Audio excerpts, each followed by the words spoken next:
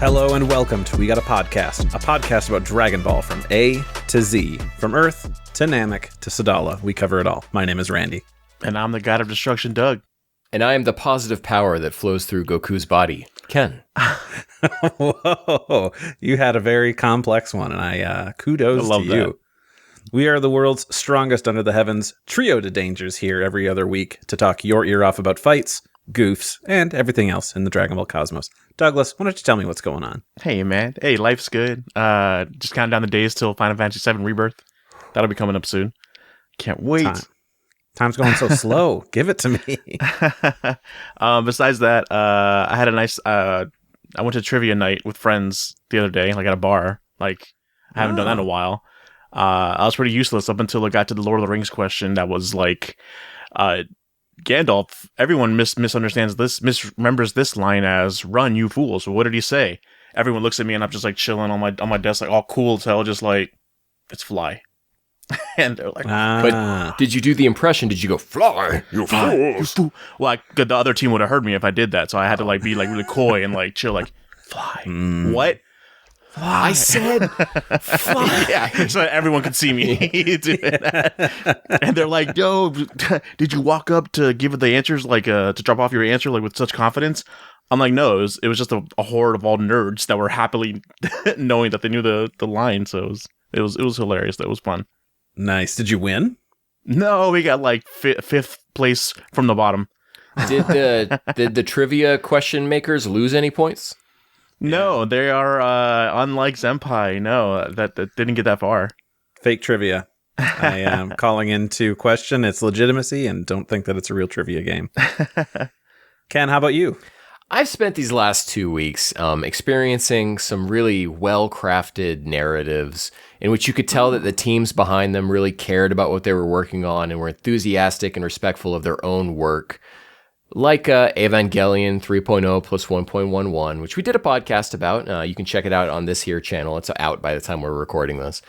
Or by the time this episode comes out. And I have been playing Yakuza 8, known to the layman as Like a Dragon, Infinite Wealth. I'm a layman. Or Ryuga Gotoku 8, Hachi, dang. If you will. It's fantastic. I have put 20 hours into that game, and I still feel like I'm right at the very beginning of it. It's pretty outrageous. When this studio does an RPG, they go full JRPG on it, and love it. So if you're I'm into so that kind jealous, of stuff, man. I really wish I could have like caught up on all these games just to play this, but well, you said you're counting down the days till Final Fantasy VII Rebirth. You can fill that count with it something. down. You're right. Yeah. I did start playing Kiwami, or no, Zero. I finished Kiwami. Yeah, so it's just nice to really experience a story that has its own internal logical consistency. I would say even Ava has that, and just something where it was crafted with love. Randy, what have you been doing? You know what? I have been enjoying something that I've been looking forward to for a long time. The very first JRPG that was not Pokemon that I played was a little game called Lunar Silver Star Story Complete for the PlayStation 1. Wow. And it's good, it's fun, it's cozy, great music. Relatively simple plot, but you know what? That's okay. It's actually a remake of a Sega CD game, but it's good stuff. But I got very sad in 2012. It got a iPhone port, and I'm an Android boy, so I'm like, okay, any day now, I'm going to get this game, and it's going to be great. And then on this past Friday, in 2024, 12 years later, finally, I got my Android port of this game, Lunar Silver Star Story Touch. And man, it's so good. It's a strange port in that it's using the in-game text script from the PlayStation version, but the cutscene audio and all the voice clips are from the PSP version, which was a new dub and new actors and everything. And you can switch between the Saturn music or the PSP music. And it's strange, but it's nice. It's fun. It's breezy. They got boosters so you can up your XP or how much money you're getting. You can move around faster. I'm like a third of the way through the game, and I'm only like 4 hours deep, where normally I'd be at like the 15-hour mark. So it's wild. I love those like enhancements that these like new ports have, where it's like, yeah, just speed up ×3, skip the battle animation or the random encounter animation or whatever. Yeah. You know, I know newer ports of FF7 have that kind of stuff, but I played Final Fantasy 7 as OG as Proper. you possibly could play that. Yeah, and I don't feel like CRTV. I don't feel like I needed any of that kind of stuff, like running faster through the world or You anything. will need it if you play the PSP version of Crisis Core before Rebirth comes out. So when you do that, I don't know. I'm busy in Honolulu, Doug. I'm in Hawaii right now. Okay. you know, Zach goes to Honolulu, like esque place at one point before. It's true. Well, I don't know about that. Just literally, okay, I'm done trying to convince you maybe about Crisis Core, but just watch the last cutscene. I'm not saying I'm against playing the game. There's just I know no you're time. not. There's just no time. There is time. It's a very short I'm game. not Randy. I can't That's do this true. kind of thing. That's right. I'm not thinking Randy could like knock this out like in a weekend kind of deal, but nah. Hey. No, yeah. I'm still in Baldur's Gate 3. All right. Now I'm really actually coming to the end of Act 2. That never ends. So What? it Okay. doesn't. Yeah. I'm almost to the end. You were like, I'm near the end. Of Act 2. I think I told, can't remember if it was on this podcast or just in conversations where I'm like, yeah, I'm coming up on the end of it. And then I like did one thing and then like, oh, well, all of these other quests you've got going, they're going to be over if you do this. And I'm like, okay, well, now I'll go back and go do those. And that kind of unfolded to more. But now I'm really at the end of Act 2. So I will beat this before Final Fantasy VII Rebirth. Let's go. So that was my only goal. I was like, it's now or never. Otherwise, I'm going to have to do that. And then That play. Kakarot DLC looks fucking dope. Does that come out after? That Who comes knows? out Just as February. Well, it comes out before FF7 Rebirth because FF7 Rebirth comes out on the 29th of February, and there is That no doesn't later after that. That's it. That's the end of the month. Yeah, Same March day. is booked. There's no Same way. day. Dude, there's no way. There's no way. You would hope. You would hope they don't. So I still got to that. get past Raditz anyway, so I don't think I'm going to be able to play that. Doug, catch up and join us on the Kanzenshuu podcast. You don't even have to. I'm trying to remember because you can get to a bunch of the DLC without having to play through it. So Right. I still want to play through it. The whole game, the cutscenes of it look amazing. Like it's just I want to experience it too. I think I did for a bit. I think over Christmas break I did, but then new games came out and just took over. But yeah, I'll get back to it eventually. I hope so because it's fun. I'm seeing Hopefully that all the trailer DLC would be like $1 at that point when I get around to it. no, Not Bandai Namco, dude. Of course not. But Speaking of Bandai Namco, fucking SH Figure Arts, they just had a limited stock of Android 21 and Goku copy clone of Fighter Z Goku. Two characters I didn't really intend on getting, but if they're fucking brand new and on sale and everything, then yep, I can't pass it up. kind of have to. Yep. Okay. Well, guys, we should kind of jump into what we're really here for, Well, and what it's are we something here? we're all. Well, I can't imagine. Yeah, I mean, I guess we'll talk about something Dragon Ball GT. So it's going to be over. This is going to be it. Well, kind of. This is our Dragon Ball GT retrospective of auspiciosity, where we talk about Dragon Ball GT as we watch it. In Still couldn't figure out a better name. Nope, it's the best name. Oh yeah, sorry, that's what I meant. Yeah, it's copyright. Yeah, exactly. I don't want to step on any copyright toes here for other ROAs. The genius of the review of awesomeness. Yeah, how can you top that name? It's hard to. So, in case this is your first time listening, hi, welcome to the end of GT. But I'm going to recap. I bet people will tune in just to catch our thoughts on the last few episodes of GT. That's true. You might have been like, I don't really care about that GT show. I'm going to tune these guys out for 9 months. Yeah, not listen to anything. That's what I would have done. Right? Well, it's more like 8. We started in June, and right now it is the very end of January, so we're almost coming up on 9 months of this journey. So Let's do it, though, baby. Let's do it. I'm going to recap you on 60 episodes of GT. Are you ready? Strap in. Here we go. 41 years ago, Bulma and Goku set out on a journey to gather the Dragon Balls. Oh, this is going even further back. This is great. Ken rewrote my entire recap, and I was so happy to see him put in some hard work. So thank you, Ken. I'll read your words for the first time ever. Right here. Thank you. 41 years ago, Bulma and Goku set out on a journey to gather the Dragon Balls.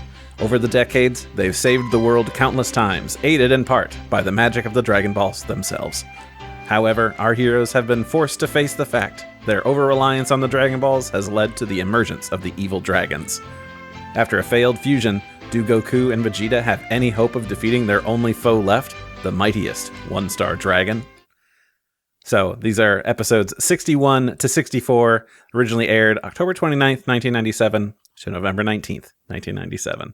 Wow. Guys, how you feeling about this? It's over. We were the aware journey's done. of Dragon Ball in that year, weren't we? Like, it was airing in America. Like, we weren't aware of probably Dragon Ball GT and everything, but I might have seen it on TV, but I was not a fan yet. wow, okay. I didn't start until August 98, so I didn't know about it. But I had access to the internet, so I looked it up. I'm like, oh, shoot, this show just ended. All right, cool. We've got Look at this red monkey form. Yeah. Yeah. It's a big surprise. I learned about Dragon Ball very strangely. Like, I didn't know that Trunks and Vegeta were related until I played Final Bout. This would have been summer 99. When he yells out, Dad. It's like, Dad. Well, I'm going to surpass my father. And Vegeta says, you surpass me? And my mind flipped. I was at my grandma's house, and I was like, what? Vegeta has a son, and he's a teenager? You're probably just as surprised as Vegeta was when he found out it was his son. Very true. So what did you guys feel about this? Doug, how's this journey been for you?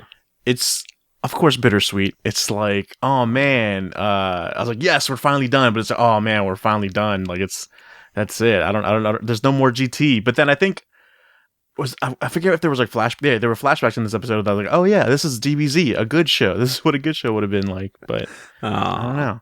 I'm gonna miss like watching episodes and then being able to talk to you guys about it. Right. But what did you think of these 4 episodes specifically? Yeah, specifically these 4 episodes are garbage until the last 2. The last episode and a half. Yeah, is like everything else just felt very rushed. Like, okay, let's just wrap this thing up. One episode was a complete waste. We'll talk about that. And yeah, so I don't know. Yeah, I'm glad it's done. Yeah, forget the bittersweet. It's just sweet. Fuck this show. Ken, what were your thoughts on these 4 episodes? Disappointed, dissatisfied, upset. I think it has ruined my understanding of how GT ends. I was not happy with it at all. Yeah. I really did not enjoy myself watching these 4 episodes. I think that I am not, dude. He's going to say psych. It's not happening. It's not happening. The ending of GT was better when I didn't have context. Watching this show up to the final episode made that episode demonstrably worse. Yeah, I remember it differently too. Like it's so disappointing. I think I said when we started this whole adventure, before we started reviewing the episodes and we were just talking about our impressions of GT, I think I said how much I loved the GT ending. And I don't feel that way anymore. I think these 4 episodes are one of the worst strings of episodes that we have watched. Damn, that's huge. That's huge. Biggest heel turn. It's due in part to Ide's messy episode 61, Uchiyama's lowest effort 62, Seigasha's See Ya on the Way Out episode 63, and episode 64, which just doesn't make any sense. And it's not even like, it doesn't make sense in a non-ambiguous kind of way. It's just like purposefully withholding any kind of information from themselves, but somehow everyone knows what's going on. Yeah. But no one is saying it. I think I might have cracked the case on that. I think 30 years of everyone speculating they didn't catch one thing that Pan says, and it explains the whole thing. Mm-hmm. We'll see. I'd love to hear that. Right. Randy, what did you think? I thought, you know what? I also feel like it weakened my opinions on the ending overall, and I wonder... Obviously, we talked about the One-Star Dragon not being a particularly interesting antagonist, but I feel like maybe if I would have watched this entire last chunk of episodes that is just One-Star Dragon from his initial showing up all the way through to the end, might have been better. I don't know. Maybe I would have hated him more, but maybe it was just that break in things kind of disconnected me of like, okay, what are the stakes? How are things going for these characters right now? And it just kind of felt like being dropped into the middle of the series or towards the end of a series. I don't know. Maybe that's just a weird way my brain is processing this. But yeah, there's a lot of wasted stuff in here. And I feel like they were building towards something that they didn't really pull off. Even though there's enough there, I cried again. So it's... Yeah. Man, that Don, hearing that Don again, and us, I guess from the knowledge that we know, like it's like we already know this is going to happen, the ending of it. The montage, so it's like, okay, yeah, I can let loose a little bit and cry. Randy, I understand where you're coming from. It seems like this team I know what they were trying to do. Yeah. And I don't think they succeeded in any aspect of it whatsoever. No. I mean, I think these 4 episodes soured me so much on GT that I'm willing to just say Dragon Ball GT is a 40 episode series. Yeah. Oh, wow. And that's it. And that's it. Dude, as soon as you mentioned that, as soon as you made me realize that it's just 2 writers, these episodes really make sense of how bad they are written. These 4 episodes were 1 writer. These were all my No call. way, it's even worse. Yeah. That makes even more sense. Okay, wow. God, poor guy who's stuck doing this. I mean, he made his bed. They probably just like open the door and it's like, who wants to work on the final episode of the most important series of all time? So I don't want to. Like, I got it. I'm not withholding content or anything because I don't have all this arranged in a way to talk about it. But I believe at some point Mike and I are going to do a Kanzenshuu podcast about the ending of GT as it was like winding down. And I have a lot of stuff that I've gone through and charted out of like which animation teams were on which episodes and which animation teams started to become more sparse that you would see them and how their writing staff whittled down to 2 people. So I think there's a definite point in GT where everyone started jumping ship. No one wanted to work on this series anymore. And you can feel it in these 4. You know, it's a real bummer that's how it goes. It's if only GT could have had the magic that Shrek had. Now, let me explain why I say that. I don't think you need any explanation. I think you nailed it. Yeah. See, at DreamWorks, when they were working on movies at that time, people would get moved off of teams. Things like what's that one? That one biblical one. It's like Joseph, whatever. Oh, anyway. No. Prince of Egypt. Prince of Egypt. There we go. Yeah. That movie rules, by the way. I've saw it for the first time a couple years ago. It is good. It ends right before it gets even better. When he comes down from the mountain and he sees everyone like screwing each other and worshiping idols, and then he kills everyone, I believe. Yeah, gotta watch that sequel. The movie ends right before that happens. I wonder why. Interesting choice for a children's film or a family movie, one would say. That might be the right call. But when they were working on that, people were very excited that they were at DreamWorks working on it. But of course, they had other projects, and they would always be sad when they get, shunted off to work in the Shrek mines. Nobody wanted to work on that movie, and yet I'm going to say it. Shrek is a good movie. So like, it's a bummer that people that were like jumping ship. It's like, all right, who has to be left here to be slaving away in the GT mines? Of all like the movies that have like sequels that feel like, okay, this thing has this many sequels, Shrek is one of the ones that each one is pretty good. I've only seen maybe like the first 2 or 3, but I hear they're all pretty good after that as well. So yeah, I don't think we'll ever really know the true story of what happened here because many of these animators and writers are still in the industry. Yeah, they're not going to burn bridges by... Yeah, and then I think there's just the whole maybe Japanese mindset of like, let's not burn our colleagues or whatever. It could be spicy in a few years if they decide to leave and then air it all. They're not going to remember, first of all, or care. It's somebody on their deathbed like, all right, I'm going to write a tell-all. Here's these people. They were responsible. GT, my greatest regret. They wanted to make it look bad. It's like, dang. Yeah.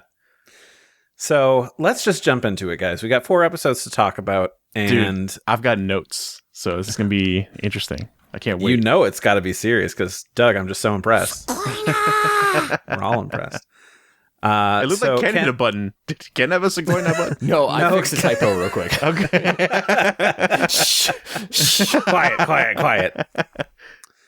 Oh, we didn't talk about this before, but Ken and I are going to alternate. Ken, do you want to read the last one, or am I going to read the last one? Because that's going to pick who's going to read. I'll let you read 64, so I'll read this one.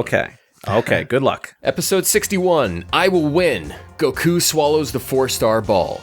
With their fusion fizzled out, Goku and Vegeta are on the ropes, trying to devise a new way to defeat the supremely powerful 1-star dragon. In order to prevent their enemy from returning to full power, Goku swallows the 4-star ball, but that alone won't solve their problem. Dead set on trying fusion again, Goku and Vegeta try to outsmart the 1-star dragon. Can they manage to become Gogeta again, or will something strange and unusual happen along the way? Foreshadowing just really punches you in the face with that recap. Man, so clever. I know, right? Okay, so let me pull back from being Mr. Negative, all right? And let me do go it. back to Doug. the Ken that you've come to love over these past 16 review episodes or Bring 'em, however baby. many it was. I really like Goku and Vegeta goofing around like this. I like the dynamic between them. You have the one-star dragon he's trying to destroy everything, but you have Goku and Vegeta. The comedy drama aspect in this episode is played well, I think. Brought back. Yeah. Yeah, I just don't like that it's a constant like Vegeta fusion. How about now? Fusion? Like it's just on and on and on the whole episode. And that I don't know. It's like okay. Literally, I think one of my notes says Well, let me ask you guys something. You guys watched movie 12 more recently than I did. In that movie, was Vegeta embarrassed about the dance? I think so, yeah. I want to say so because pre or after. Well, I'm asking because where did him being embarrassed about the dance originate? If it wasn't here, then it was movie 12. There is the thing in movie 12 where Goku brings up fusion. I'm not sure if he explains what it all entails, but well, I suppose it wasn't about the dance so much as when Vegeta says, "I'd rather die than fuse with you," and of course Goku says, "But Vegeta, you're already dead." No, I think, and then he also like is embarrassed while Goku's showing him the how to do it. Oh, okay. Yeah, okay, yeah. He's walking him through how to do it, and he's like, "I am not doing something like that." So it's there too. It's just weird that the first time they fuse in GT like this, it's Vegeta's idea, and he has no problem with it. But then now it's like I have to do it again, and I have to do that again. Like it's I don't know. I think it's that he has to keep doing it. It's like, hey, I'll do it once to get it done, but then it's like they have to keep trying it. And he's like, well, no, just the second time they have to do it, he was like, at that point, he was like, I'm done. I don't want to do that. I don't want to look like an idiot. They don't linger on with it, my though, family and here. He does. Right. Yeah. Start doing it several times. They play it for the joke. They play it for the joke once, and then they move on. Yeah. But before we move on too far, I just want to put it out there. I don't know, just to put my memory into stone here. At the beginning of this episode, I've had this, the last time previously on Dragon Ball GT clip. I downloaded that in the internet somewhere in the year 2000, and it blew my mind. The music, the editing, the voice acting, all of it. Like I watched it so many times, it burned into my brain this last time. Just the piano, like which every time like we've watched the episode and just these episodes. There's some moments of these 4 episodes that like I remember. Just my heart remembers. Yeah, exactly. It's sad because we just watched the episodes that it's actually from, and I'm like, oh man, in my brain it was a lot more exciting just from this last time. But it was condensed, and all it was is they fused. And out of context might be a more enjoyable experience than GT in context. Watch GT on TikTok. That's what we're telling you. I think oh my god, actually, yeah. Have an AI read the story of Dragon Ball GT to you. I have a question, Ken. This might be for you because you've got guidebooks and things like that. Am I stuck with some sort of like fan canon thing where fusion you have to wait an hour after fusing in order to do it again? Is that some weird fan thing that I read on like forums in the year 2000 that is stuck in my brain that's a rule? No, I think that is actual lore. But give me a second. Go ahead and vamp for a little bit while I try to check this out. I'm pretty sure. Yeah, Gotenks against Boo. Like he had to wait. I think that was the whole. That was Boo's like whole strategy was he blew himself up, fake like surprise like not really flew away, gave him like a half hour, then came back for them to fuse again so that he could absorb them. Well, I can't get into the Kanzenshuu wiki on my iPad, so yeah, I think so because I think that was also a thing. Well, no, in the movie was that they had to wait the fusion out. In the Broly movie, they had to wait the fusion out, but then they could do it again immediately. Also with Gotenks, they did that too on Kami's Lookout. But yeah, it is. I think there is a time like a 30-minute cooldown or something like that. Yeah. Okay. They like in recent works and stuff like that, just for the joke, they kind of skip that. Yeah. Like I think at the Hey Goku and Friends Return. It's way funnier if we made that a solid rule for Dragon Ball Super Broly, because then Vegeta or Frieza is getting his butt handed to him for like 3 hours. It really is. It's for a long time. Yeah, Whis is trying to keep Broly at bay while Frieza is just getting beat up constantly. Yeah. So good. So good. Okay, well, I just wanted to bring that up because like maybe it was just something stuck in my brain from reading something because, sometimes we read a lie and we say it to ourselves over and over again and we're like, all right, well, that's just truth to me now. And I'm going to need to be reminded over and over again, like, nope, that's Yeah, not I could it. be wrong about the whole Majin Buu thing, but yeah, that's what I think it is. Okay. I really like Vegeta trying to come to Goku's rescue as he's choking on the 4-star ball. Like, it's such a As he dies immediately. such a sweet thing. Vegeta's like, oh no, Kakarot. It was the one moment that was actually like a funny joke that made me like go like haha, was Goku then says my compliments to the chef after he manages to swallow it. It's hilarious. Goku's got some good ones. Yeah. He also finally, like, you know, they were talking about like, oh, we shouldn't have wasted time, Kakarot, this is all on you. Like, no, it's also 50% you. But here Goku takes full responsibility for wasting time during the fusion. Yeah, he starts speaking as if he was the driving force in Gogeta, which I guess he kind of was. But yeah, he talks about what they did in first person singular. Yeah. It's interesting. I'm not sure if I'm a fan of this. I can kind of understand that with all that power, they might have been like goofing off, but they make that seem like a fusion trait when really it's a Gotenks trait because they're young kids. They're reckless because they're young, reckless kids, and then fused together, it's an even more reckless person. Then Super Saiyan 4 Gogeta should have been a lot more serious, and they just kind of leaned over to the, he's playful, he's too strong. I don't know. You know what I mean? Right.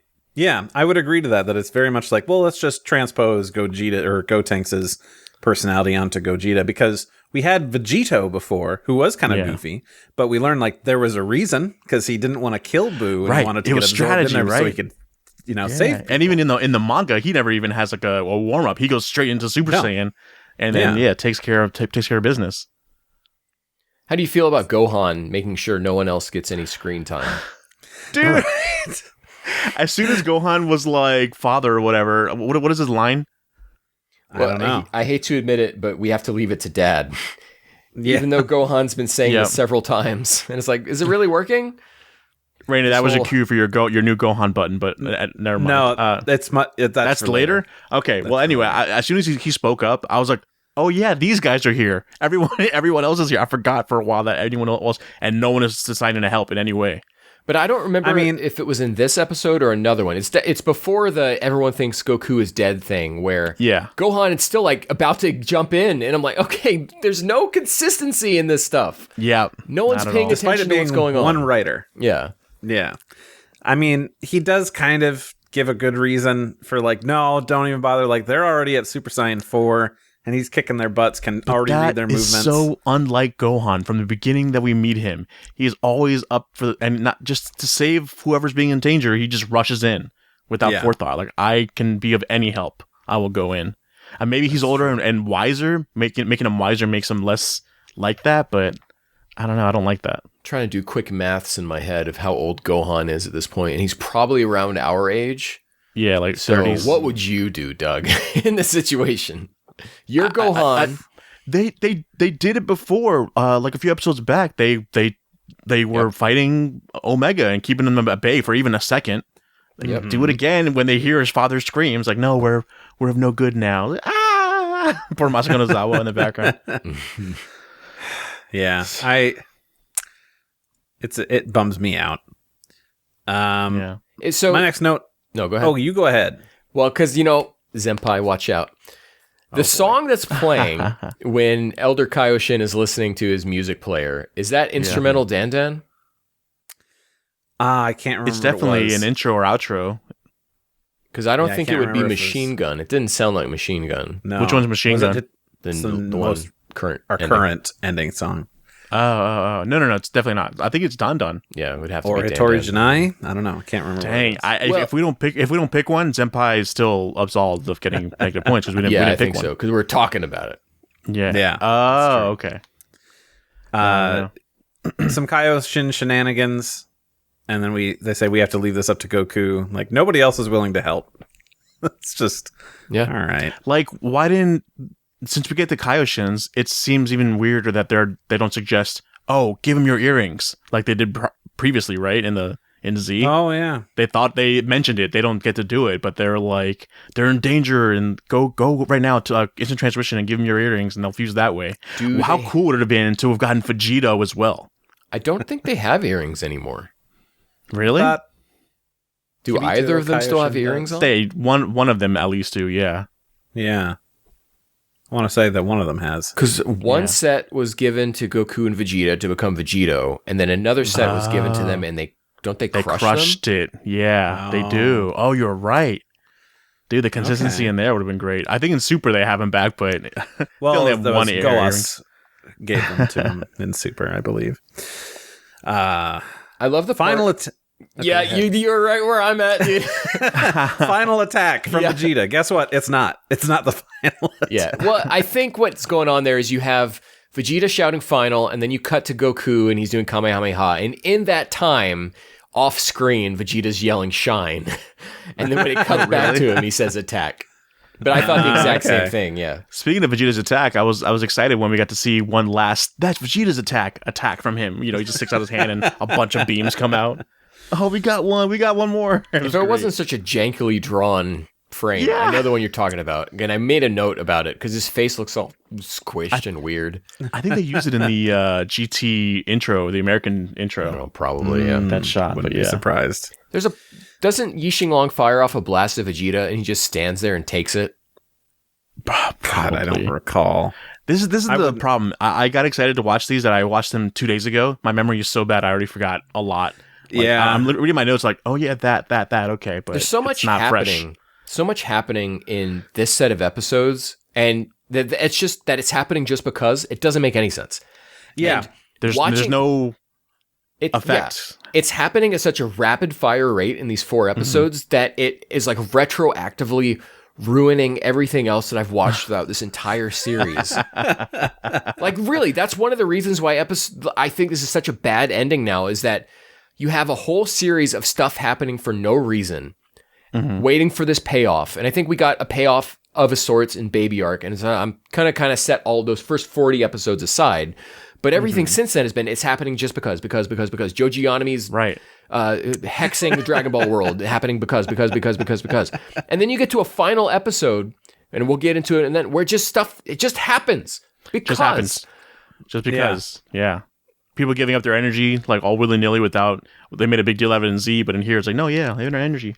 And through most of this fight in this episode, to bring it back to this one, they're moving so slow.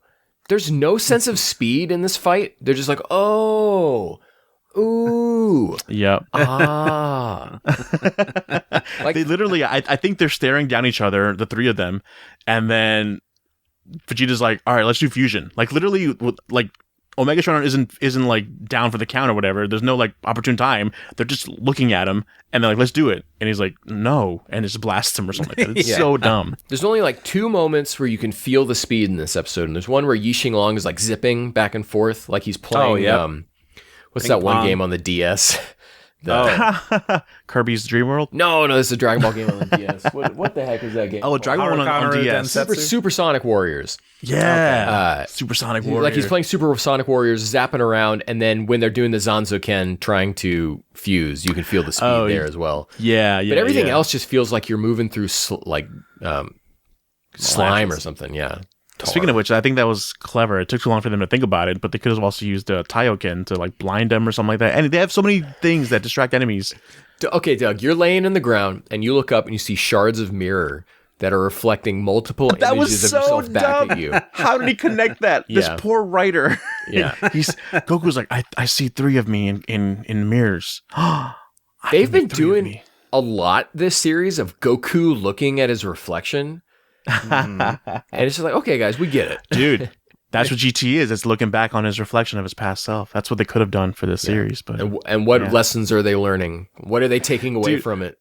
I have in my notes, I'm notes, the headbutt incident 2024. So the headbutt incident. In this episode, Goku headbutts Omega. And it's like, I thought I'd try the classic way of attacking you because you wouldn't feel my ki. And I'm like, what? Can someone explain that to me? Because that doesn't make any sense, right? Is that another one of your instances again where it's just like, yeah, just doing shit for doing shit? I don't remember this at all. And you know what, Doug? I'm not even sure that Yi Long can feel ki, and we'll get to that later as well. There's that whole aspect too, yeah. True. So Goku is dead set on fusion as the solution. But I also just wrote, okay, dude, for One Star Dragon, dude just wants to destroy stuff. That's his motivation, I guess. We're finally getting what he wants, Okay, does he want to destroy or does he want to spread negative energy? which would destroy them. Yeah. He wants to Okay, 'cause destroy at the one- entire galaxy, universe. Oh, okay. Because at one point that was confusing to me where he was just going to, a different episode, he's going to I'm going to blow up the entire planet. I was like, did you want that? I thought you wanted to consume it or whatever. No, it's just that's his way of destroying it. He prefers to get his stink all over stuff and then have that destroy it. Gotcha. He gets one cool moment in this when he figures out what's going on and why fusion's not working. And he just stands back and he's like, hey, why don't you try that again, buddy? Let's see what happens. So is this new lore that fusion takes a lot of ki? I don't think that's ever been mentioned in anything ever before. Like, you could just do it. I think it does, doesn't it? When Goten and Trunks, you see them very briefly training in the Room of Spirit and Time before Boo arrives. They do look worn out from trying fusion. Yeah. So I guess maybe because Piccolo calls them and then they do it like one last time and then they take a nap for 6 hours while Piccolo's walking for like 30 seconds. I thought I saw you actually actively look up that manga panel that says. I posted that for last time as well, yeah. So I'm just showing like how worn out they were from it. So I guess Gotcha. there's some lore there. I mean, what's also important, the reason why fusion wasn't working at all was because their power levels were very different. Different. That's a huge thing that they covers. Remember, like Trunks has to bring his power level down to Goten's so they can fuse. Right. Which the simple solution would have been, okay, Vegeta, you de-transform to regular. Or Goku, well, yeah, that and Goku go to Super Saiyan. But there is, the only way Goku can get tall is Super Saiyan 4. Okay, that checks out. I'm fine with that. The thing, I guess I just always had a different read on the Goten and Trunks thing, was that they were tired from transforming or like fusing and then training in that, and then like, you know, they get exhausted from that, they defuse and like, oh, I'm just tired. Like they both have that exhaustion that Gotenks had or something. And I wasn't thinking of it like, okay, it's a whole different being, they take over and then we defuse and like now our ki is just skyrocketed down. I guess it's an ambiguous purposefully, and I think they never both ways. Yeah, they don't bring that up when they fuse, fight Boo for a long time, and then the time runs out, and they gotta wait. They don't bring up like, oh man, but you know, we're not going to be as strong because we lost so much ki fusing last time, and it's going to take more this time. That's the cleverness of Toriyama to do that, and then the misfortunes of GT trying to make sense of it. Like, don't make sense of it, just let it. Oh, see, I'm taking the opposite of it wasn't a thing at all, and this is all new, going from that, but. Okay. So I was just unsure. Again, one of those things of like, I don't remember this at all. Was this a thing? But okay. Right. I like that they it was Vegeta that was like or no, Goku was like, we gotta do it. We're Saiyans. And Vegeta's like, that old stale line. I'm like, that's good. I like that, the meta-ness of that. Having him say that, yeah, that's good. Yeah. It almost felt weird seeing Kid Goku again. Because we've been seeing him as Super Saiyan 4. That is exactly my note. Yeah. It is so weird. 6 or 7, 8 episodes straight now. Episodes, yeah. Ever since he transforms against Shen Long the first time. Mm-hmm. Yeah, and I think Nozawa definitely plays up the kid voice of it, aspect of it. Like, it's a lot more like younger and cheerful than because she's plays young Goku before, and it's not as kiddie. You know what I mean? Yeah. Mm-hmm. What? The 4-star ball has emerged from Goku's forehead? This is a thing I didn't remember from last watching this like 15 years ago. This is their cliffhanger too. I think it was like the narrator that brings it up too. It's like all of a sudden a ball is on his forehead and then it ends. It's like, what a stupid cliffhanger. Victory Mission does this whole thing with people having the Dragon Balls in their foreheads when they're being possessed by the different evil dragons. Oh. But this is, I'm not really familiar with what this is doing. It's right. Hey, guess what? Just because.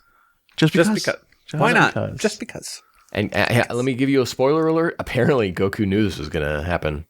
According to Trunks. This is all according to Keikaku. All right. You guys ready to move on to episode 62? Please. Yeah. Okay. Rescue Goku, the final ally, appears. The 4-star dragon has emerged from the ball Goku ate, but unfortunately, he isn't an ally anymore. With his mind corrupted by the 1-star dragon's minus energy, it's now 2-on-2 until the tables turn yet again.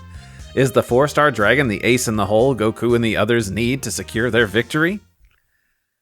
All right, guys. The final Uchiyama episode ever. Oh my god. We're free after this. Oh god. Goku doesn't know what's going on with his face. Vegeta is scared he's going to turn into an evil dragon. I do like that, yeah. I mean, anything's been happening in GT. Why not? That's a possibility. Just because, sure. 4-star Dragon appears to defend Goku and Vegeta. But then, of course, he's like, oh, no, I'm actually bad. Yeah, if he goes like, I'll be the one to defeat Goku, which would have been the perfect moment for Vegeta to come back again and be like, that old stale line again to wrap up the joke from the previous episode. Well, then you have to do it a third time because, the rule of threes. Rule of threes. I was getting I would settle for 2. Really deep in my notes, and then Shen Long does a heel turn and then a face turn again, and so I had to delete a whole thing of notes. Yeah. Oh, I think I had to too. It's like, this doesn't make sense. Oh, okay, makes sense now. Yep, that's what I had to do too. I was like, okay, what? Oh, all right. Now we're gonna explain. So, 1-star Dragon absorbs the purified Dragon Ball that they got from when 4 was defeated before, right? And the power of the minus energy that flows within his body pollutes it again. So that's why he's evil. Or why they think he should be evil. The turn is legit, yeah. Right. It's the twist. It's the reason for the twist. 4-star Dragon is even faster than Vegeta. So was 4-star faster than Goku? Well, Goku says that. Goku's like, he's even faster than me. Kind of shitting on Vegeta there. It's like, he's like, yeah, of course I'm faster than you, Vegeta, and he's faster than even me. I guess he's thinking back to when Shen Long jumped behind him and turned him as he was shooting the Kamehameha. Oh, yeah. That's right. It wasn't a thing. Like, I remember Burter being like the faster or whatever. Or no, he wasn't faster, but he was self-proclaimed. I remember that, but I don't remember this being a characteristic of this dragon. So it's just it's just a little part of a fight in that written last poorly episode. Yeah, I just grab it, whatever. This, up until the reveal that Goku somehow purified Shen Long. Mm-hmm. It's just this is such a mess. Yeah. I was taking notes, I guess I have to write something down. 4-star Dragon will take on Goku. Goku charges a Kamehameha, but stops just before he gets hit. Vegeta says that attack didn't hurt himself at all. 4-star Dragon is pulling his punches. 4-star Dragon. I Goku. wish, because Trunks comes to help Vegeta after he was knocked down by him. And I wish we had some kind of maturity of Vegeta, where it's like instead of being like, leave me alone, like I'm fine, bitch. He should have been like, thank you. Should have been like, I'm fine, son. The dragon's actually pulling his punches, and then reveal that. Like, I would have liked that more of calm, like, I'm fine, son, but confused, like not angry. Right. And then they say it's the positive power that flows through Goku's body. The plus power. Trunks is convinced that Goku, this was all according to his plan. Yeah. And I wrote down, I'd like to read my note verbatim here. I will do the same after you. No way was Goku thinking that far ahead. Shut up, LOL. Trunks, you moron, you dolt, you idiot, you absolute dunce. He's a CEO. Yours is better. Out. Mine was Goku thinking ahead, Trunks wonders. Goku just smiles. No way that idiot thought that through. I like to think that Goku didn't, because it's not Goku. Goku never says it was my plan all along. So well, he did the same thing with the one dragon that absorbed Pan, and then it's like, oh, I gotcha. I knew it. No, but Goku actually says it. Yeah. But without Goku not saying it this time, it could just be Vegeta giving Goku too much credit. But Trunks, yeah. Where it's just too much luck. Or just luck. In a better written show, I would buy Trunks thinking so highly of Goku that he would say a line like this. Doesn't really fly here because I know Trunks is aware of everything that happened out in space with Goku. So he really shouldn't necessarily be thinking that that's what happened. Yeah. I mean, you're not going to be able to top. I'm not sure if you guys have watched a lot of JoJo's Bizarre Adventure before, but my favorite is at the end of part 2. I'm not, in case people listening are going to take this journey. The bad guy gets struck by something he didn't expect. And he's like, oh, did he plan this all along? He must have, because he knew I was going to be here and that this would do this. He's a genius. And then cut to the main character. He's like, I had no idea that was going to happen. I love that kind of stuff. Yeah. Right. But no, we didn't do that. It was just Goku just smile like, oh, okay. I think Goku had that moment actually in this episode in the beginning when the ball gets taken away from him or whatever. He's like, oh no. Oh, well. Like, it's that kind of like comedy moment where it's like, I don't know what that means. Yeah. But it's just so weird. So, 4-star Dragon. They had a flashback before we get to that. They have a flashback to like an episode prior or whatever, and I love it in all these Yamamoto episodes whenever they flash back to a super well animated shot just to show how badly drawn the current episode we're watching is. It's hilarious. The last episode, I would say looks phenomenal. Not the Super Saiyan 4 Goku Vegeta, but that style on Omega looks so good. Like he looked his best, I think, last episode. Yeah, he didn't look bad. No, this episode, especially compared. Yeah. 4-star dragon burning spin on the 1-star dragon, which is just like a sphere of fire. I got turned on when 1-star dragon got put in shackles made by lava. That was, of course, she did. Which he just gets let out of, literally. Yeah, for no reason. It's like, well, I guess I've got you beat. So, I've got you. Let me tie you up. I got you. Let me untie you up. What could possibly go wrong?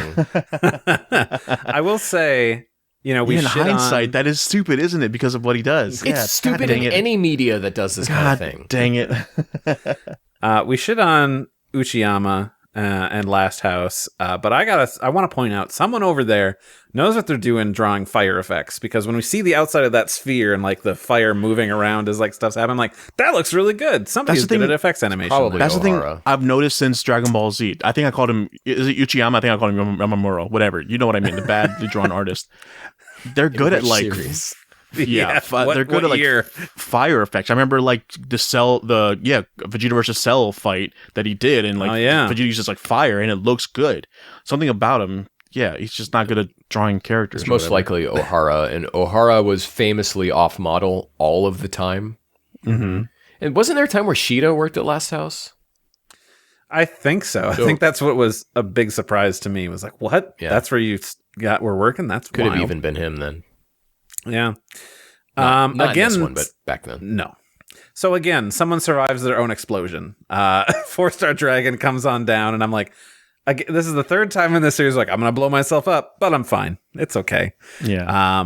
But then, never mind. The most disturbing thing of 1-star dragon bursting out of 1-star dragon's body. Gruesome. It is like out of a nightmare. Like, I applaud them for that, because it did give that feeling that it meant to give. It's cool. Right? But where's the internal logic of what's happening here? Yeah. I do like that the last shard is covered up on his chest that he pushes out of the way, and that's where the 4-star ball was. Yeah. Like, all right. Yeah. That's pretty cool. Good. I mean, I guess this kind of helps reiterate that the dragon is actually the ball itself, and the body is just a husk. But like a form or whatever. Because he talks after he's sent all the balls out of his body. I was gonna just omit that, but yeah, he does. Like the ball, he releases it, and then he's like, "haha," or like he says some like final line, and then blows himself up inside the fire dome or whatever. If he had just blown up immediately, I'd be like, okay, but he talks a lot. Yeah, it's not just the husk. That was before we leave we already left the fireball, but I want to bring it back to that, where it was pretty badass actually of the 4-star ball to like turn his back to him and be like, I know you only know how to hit someone from behind, so here you go, and shows him his back. That was pretty badass. That was good. That was badass, but unfortunately, this is the second time 1-star dragon has killed 4-star dragon. Twice in one afternoon. This guy got murdered by the same guy. I have a long spiel about this moment. I don't know if we're going to move on, but I need to... Let's do it. If they had built up this moment so much more of the 4-star dragon, this would have been a better ending to GT in and of itself, because GT's always been about the Dragon Balls, right? The journey to find them again. How appropriate would it have been that it's the Dragon Balls that save the day in the end themselves in dragon form, as the 4-star ball, no less, Goku's ball. Like, the 4-star ball could have like actually self-destructed if they played the winding music up and like really made it a moment. This could have been the final moment, and then he could have looked at Goku and been like, thanks to your positive influence, Goku, or whatever, like tell your grandpa thank you for me, or something like that. Like just being surrounded by Goku and his friends for these few years is the positive power. Instead of just the being swallowed by Goku for one instance, and then that's the positive energy. No, it could have been like he was always good, and just this being around Goku for these past 30 years. I know the dragons lived for like thousands of years, but just these 30 years, you could change someone and like show them perspective and just the influence around them. Yeah, this could have been the ending of GT, don't you think? Doug, I really love how creative your mind gets for like someone trying has to be like, in this series fix GT because we can't end it in a spirit bomb again. We did that already. Well, Doug, let me introduce you to Toyotaro, who no, I'm just kidding. No, God dang, I knew it. Because Doug, now you had me thinking like, what if as he's fighting One Star Dragon, he's trying to beat him up or whatever, and he's slowly one at a time like getting a ball out of him, like, before you get that, and then it eats another one before he's got a bunch of them, and all these dragons get emerged, and they're all purified by Goku, and they're like, all right, we're gonna do this, and like, all the together. Dragons, the Dragon Balls themselves save the day. I think, it's not very Dragon Ball at all, but it's not, but it's better than what we got. It's I don't know, I hate it so much. What we got instead. Yeah. Ken, what do you got next? We briefly see, I guess it's a Frieza planet, as Shen Long is filling up his dark energy goop that's like gooping off of his body into space. Yeah, it looks like it very briefly goes over Planet Frieza 79 or a Planet Frieza, because there's more than just the one. It's so weird that the Kaioshin now shows us what could be. Like, we're not seeing what's happening currently. He's just now explaining to us what could happen if he wins, which you do that at the beginning of a battle. You don't do it at the end of it, because now we know as adults that it's not going to work. I like the brief understanding that Vegeta can't just go Super Saiyan 4 on his own. He doesn't have a tail anymore when he reverts back. So, but Goku, it does put into question how Goku can do it now. He can just go from tail. He's got a tail, but still, like, he doesn't have to see that he doesn't need brew waves anymore. Like, it's kind of like Super Saiyan God. The first time he unlocked it, he needed the 5 other Saiyan energy, but now he can just do it whenever. I would buy that Vegeta could do it. I think it's only because he got a tail before he became Super Saiyan 4. So that's like, well, he can just do it now, because in all the other previous transformations, once he's done it, he can do it. But it is weird. In Heroes, Goku, Xeno, and Vegeta Xeno do not have tails, and they can go Super Saiyan 4 whenever they want. do it, yeah. So and that's highest canon, Randy. No, it's all right. I don't have any more notes for episode 62. Do you guys got anything else? The narrator admits that this episode was a complete waste. You could have cut the whole 4-star Dragon Ball bit out of the story, and nothing would have been different. Yep, I agree. It's true. Time to return. I'm sorry. This could have been, back to my fantasy of how this would have ended with the 4-star Ball sacrificing himself. GT could have actually legitimately, not a joke, stood for Goku time because of the time the Dragon Balls is spent with Goku. Oh, dude. That's it. I'm done. That's so sweet. Ken. So, not to, totally dole out that moment, but we're returning to a segment which I believe we only have had in our first episode of covering GT. A segment everyone likes to, there's no theme song for this one. It's called Bye Bitch, in which we send off an animator who we will never see again. First, of course, being Ebisawa, who did not move on to GT after working on Z. And we are saying Bye Bitch to Masayuki Uchiyama. Born March 29th, 1952. He started animating in the 70s, at least in an official capacity, on an anime called Tiger Mask. I feel like I've heard of it before, but I've never seen it, nor do I know anything about it. So don't ask me. Had a more recent. Sorry, I immediately asked. 1996, he worked on Kenshin, in which now, if I'm telling you that, I wonder if you, like I, in your mind's eye, can picture what his Kenshin looked like. Because it came like flowing back to me after I learned he was on Kenshin, and I'm like, of course, I could see it clear as day what his Kenshin looked like. 1997, he goes on to work on Pokemon in an unknown number of episodes. I mean, there's like thousands of those episodes now or whatever. Yeah. So who knows? More than a few. In 98, he works on 5 episodes of the original Yu-Gi-Oh! And it's another thing where if you see what he did in Yu-Gi-Oh! Oh, God. You can very clearly see. And what's important here to note is that first Yu-Gi-Oh! Series was a Toei production, not whatever it goes on to Piero after that, I think, does it after. Interesting. The Naruto studio? I think. Yeah. Parrot is the Naruto studio. And then in 1999, he does 3 episodes of Digimon Adventure. I'm sure, again, I guess if you can probably picture that in your mind's eye, what that looked like. Ebisawa also did some Digimon Adventure. And it's hilarious because if you see his Digimon Adventure episode, Ebisawa's, It's all the hallmarks of You DBZ. can tell. Oh, man. Nebusawa. In 2005, he works on 20 episodes of One Piece, starting with episode 228. So he came in Dropping pretty the late bucket. to One Piece. Yeah. And then his latest credited work is 2009, one episode of an anime called Spice and Wolf. Oh, I heard of that. And this is his last credited work because on August 31st, 2010, he died from heart failure at the age of 58. Oh, he did? Rest in power, Dang. King.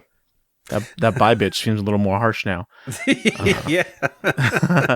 Did his art style play better in One Piece? Like the style fits a lot better in there. I don't know. He would have been doing Koizumi's character designs, and you already know how I feel about those, so don't get me started. Yeah. So from all of us here at We Got a Pod, Masayuki Uchiyama, we all say, Bye, bitch. Oh. Thanks for the memories. Yeah. thanks for the memories.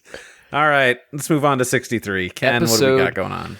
Episode 63, The Miraculous Turnabout Victory. Goku saves the galaxy, in case you were wondering what was going to happen in this one. The one-star dragon dominates the battlefield as it seems like all hope is lost when Goku is struck by the strongest attack yet. Vegeta, Trunks, Gohan, and Goten make one last stand to help the others flee to safety, knowing this means the end for them. Shockingly, Goku is still alive, and from the crater he lays in, calls out for the universe's Genki in its darkest hour. All right. The episode begins, and we already get reused shots of the dragon running towards Goku and Vegeta, in succession. And then we don't even see the impact of we see the first he runs, punches them each, and they land on a building, and then you see him run again towards them, nothing. Yep. Run it again, a flash of white light, as if I was editing this TV series or something like that, and then it cuts back, and even Goku and Vegeta are what the hell just happened? This is why Segasha didn't want to be on the show anymore. Everyone's phoning everything in by this point. Except the actors. I think they're still doing a phenomenal job. But no one wants to be here anymore. No one wants to work on this. Everyone wants to move on to whatever project they have next in their pipeline. Yeah. And you can just feel it. Everyone's out the door. Now that you say that only the voice actors, I do feel it near the second half of this episode. Now, I do to get into the plot of this episode and what happened. Yeah. I like Vegeta still wanting to try fusion as they would have to be regular Gogeta. And they would have to figure out what to do from there, but I think I think that was what I was saying before, is if they were able to somehow manage to de-transform, fuse, they could probably then get Super Saiyan 4, because the fusion gives a whole new... Well, really the height difference would be too much different. That's why Piccolo and Kudin couldn't fuse. No, but I'm just saying, if somehow they managed to fuse again at a base form, they could theoretically transform up as Gotenks was going to. But they weren't weakened, I guess, at that point. Right. I don't know how fusion works when you're tuckered out like that and incapable of, elevating yourself. Can you do that as a fusion? I don't know. These are things we shouldn't be thinking about, but GT makes us have to question these things. Everyone feels like this is it and it's over. It's just kind of this does not feel like Dragon Ball. We're well, that's it. That's what the animators and the writers feel like too. Yeah. It's over. Let's just move on to whatever the next hot thing is going to be. Right. We get a quick Gohan hairbang jump scare. Yes. I noticed that too. Whoa. He looks like he hasn't aged a day since his fight with Majin Buu. Yeah, he's got his bang back. I don't think there's a symbol on his gi. I think, no, there is. There is. Okay. Oh, but it's just the writer or the animators just being character model sheets, who needs them? Who needs them? Well, just pull something from the files and just draw that. You and got he looks the same. You got the Usunoro episode open? All right, I'll just draw that. Just draw that. It looks identical. Perfect. It looks like Z drawn. It looks so out of place. And he looks great. Oh, yeah. Goku. Oh, you go ahead, Ken. You might have got more than I do. I think this is probably what you were about to address. When Goku is pushing back the power ball, there's a sound. Is it Ozaru or is it Shen Long? Oh. Interesting. I didn't even pick up on a sound. Yeah, there's a loud growl. And at first I was like, oh, Ozaru. But then in the next episode when we hear Shen Long, I'm like, what was it supposed to be? Yeah. Shen Long? That's good. I like to that. think. I like to think it was Shen Long. That plays into what my theory is for the next episode. Because there's no way Goku should have even for a moment been able to push that power ball back. No. Why did he push Vegeta away? Like I know he did it thinking that like, no, you save yourself, Vegeta. I'm gonna take this hit. But it very much feels like I got it, Vegeta. It's my time to shine, kind of thing. Moment. There's I don't know. But I do like the line of him saying like the Dragon Balls can't very well be used this time. You saved the planet so many times, Dragon Balls, but I know you can't do it this time. Like it really feel like, yeah, this is it. It's Goku against the Earth blocking this thing from its actual demise. Because usually they have the Dragon Balls to back up on, but it's the Dragon Balls attacking him this time. It feels really deep. Yeah, it's like Goku jumping on a grenade. Like, this I can't let this hit the Earth because it'll explode. I'd much rather it take me out. So. But I think it hits just a lot more because we've always been so reliant since the beginning of the series on these Dragon Balls to fix any kind of issue, and for it to be the one attacking, I love it. Except for then one Star Dragon's like, let me just throw some more energy in there, and it just explodes. It's like, well, he's dead. That was fun. It's a reverse Kid Buu to Goku. Yeah, at the ending of Z, it's a very much reverse of that. I like that.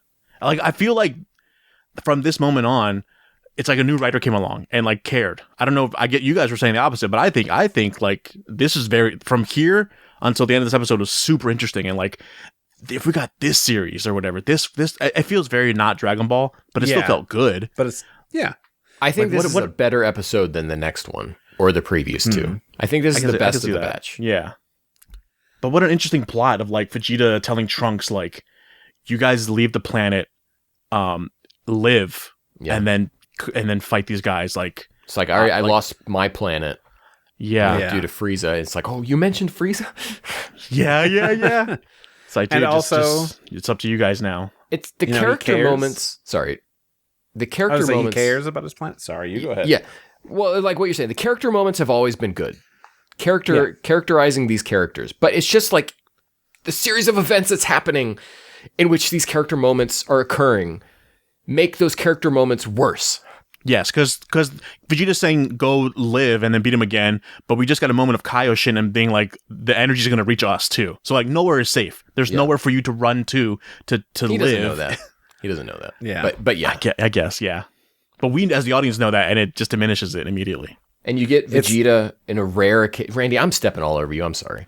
That's okay. You go ahead. I was going to say, it's strange to me, Vegeta says that it's over, they've lost. He slams his fist against the wall and says that his planet was destroyed by Frieza. Now this. And he says, the hell it is. Even though his plan now is not to save the Earth, it's to let his friends and family get away. He's still going to let the planet, die. So it's not the hell it is. It's like, no. It's gone. But, you still feel his anger though. It's funny too because he goes up against the wall, and because of how animation works, you see like the wall like off, like it's going to be destroyed or whatever in the next shot. That's how it's drawn. Yeah. Then you see it later on, and he hits it, and it's like, yeah, there it is. Even though it's a different shot, he never does anything with that wide shot of the wall and then hits it. But I don't know how animation. Maybe it's a zoom up shot. I don't know, but yeah, it's fun. How many times in this entire franchise can you remember Vegeta calling Gohan by name? Because it does happen a few times. But has he ever once before called Goten by name? Right. I doubt it. Like when he was Majin, I don't think he did. Like he just said take the boys to safety or something. Or I don't think you ever hear him say Goten. So it like that's what I mean is like you're right. Everyone is checked out except for the voice actors. It's like Horikawa's voice in this is like it feels real. Like damn it, man. I wish we got more of this. But yeah, brilliant performances from everyone all around. All around, man. Trunks saying goodbye, Mom, and then heading back to Vegeta. Man, that was good. Gohan telling Pan, take care of the family, and takes off. Goten does the same. Vegeta's Chi-Chi telling Goten, go get him. He's Goku's son, after all. Yeah, they're the sons of Goku. Like, yeah. Vegeta tells him, you guys get everyone out of here, and they like immediately are like, nah, we're coming. I know, but I kind of like that. It's a real human moment where it's like you're told to do something, but inside, this is what they should have done. When Goku was screaming in pain a few episodes back, he's like, but remember Gohan being like, we're of no use, we're of no help. And now they're like, maybe because it's like a suicide mission and they know they're gonna die. There is no point in not helping anymore. Like that's the versus difference, risking it for nothing. Yeah. Right. But still, Seeing Earth like fall apart was way more gruesome than I remember. Like the king of Earth, just The castle blows up. Yeah, the TV cutting out. Just it's like whoa, we just saw fucking dead. Yeah, dead live on camera. There's no one left to give energy, and we know that there's no Dragon Balls. We're like, okay, they're just actually dead. This is real. Yeah. Damn. When we cut back to Omega and Vegeta fighting, and it's just Omega with his hand over Vegeta's head and with a blast. It's so gruesome. It's like boom. But then the boys show up and Vegeta's like, all right, hell yeah, let's go. Yeah, that's what I mean by this character moment where he just told him to leave, but then he's back and it's like, boys will be boys, like in that kind of like sense. It's like, let's go. And Yixing Long's like, all right, guys, we still have more named attacks for these video games. Let's go Demon Death Balls. yeah.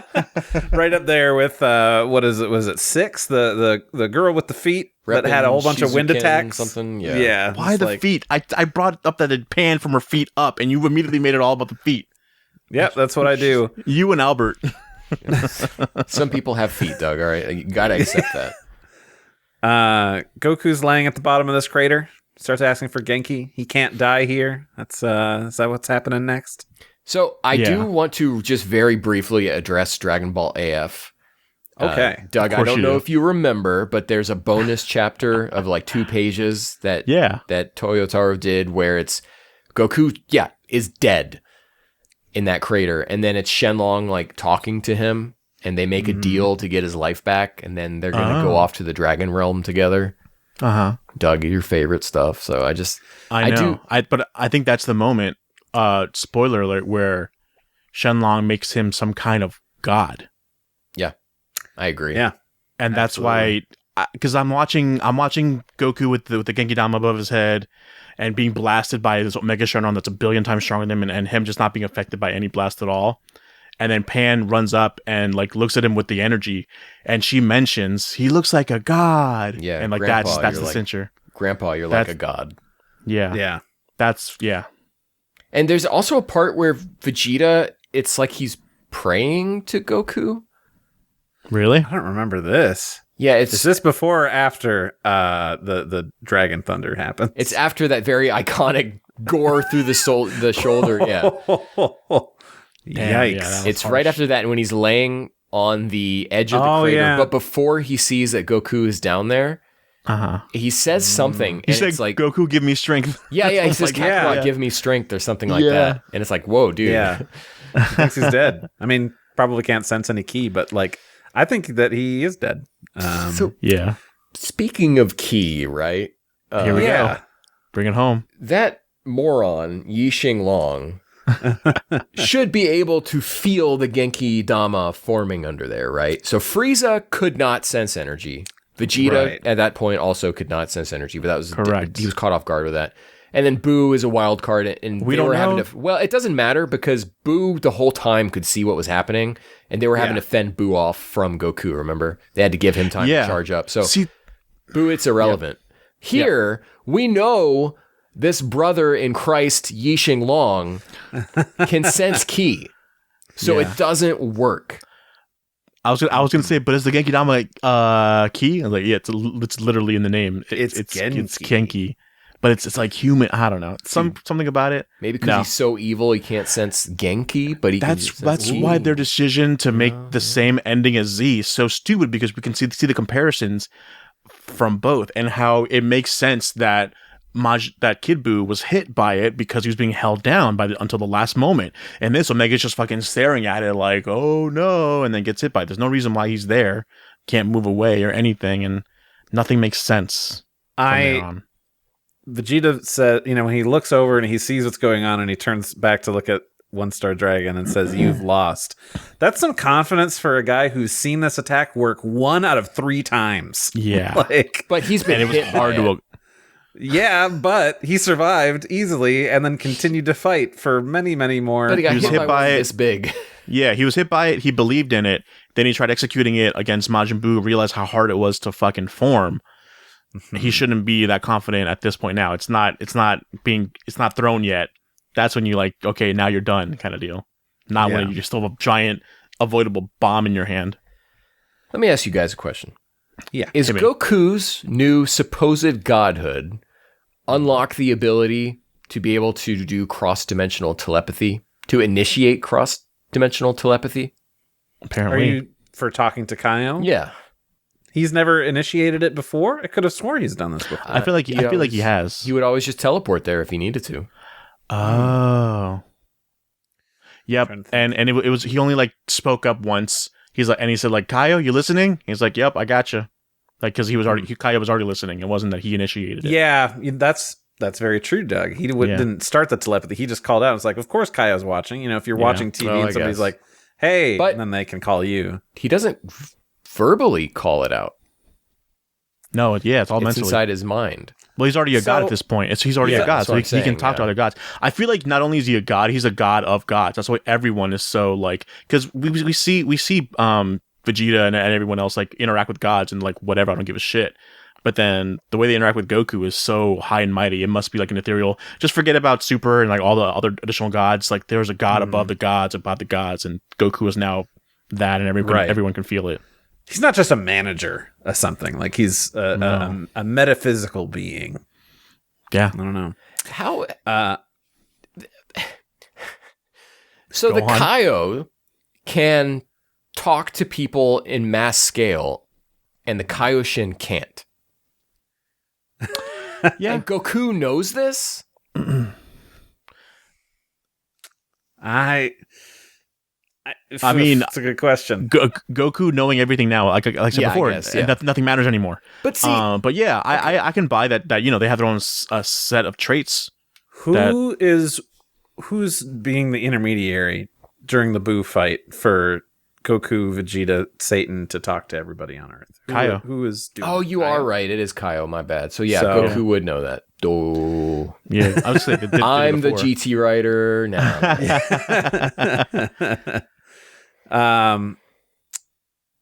Goku knows that this little bit of energy won't do. I mean, a lot of people on Earth are fucking dead, like the king, but they're also happily giving away their energy. They're all like, "Yeah, what happened?" And then just he has to go. He's taking the whole world is destroyed, and somehow they're still happily like, "Yeah, energy for what? I don't know." Well, and that's why he needs to go out to the universe to take it. Yeah, because he's not going to get enough from Earth. Oh my god, all these friends we made along the way.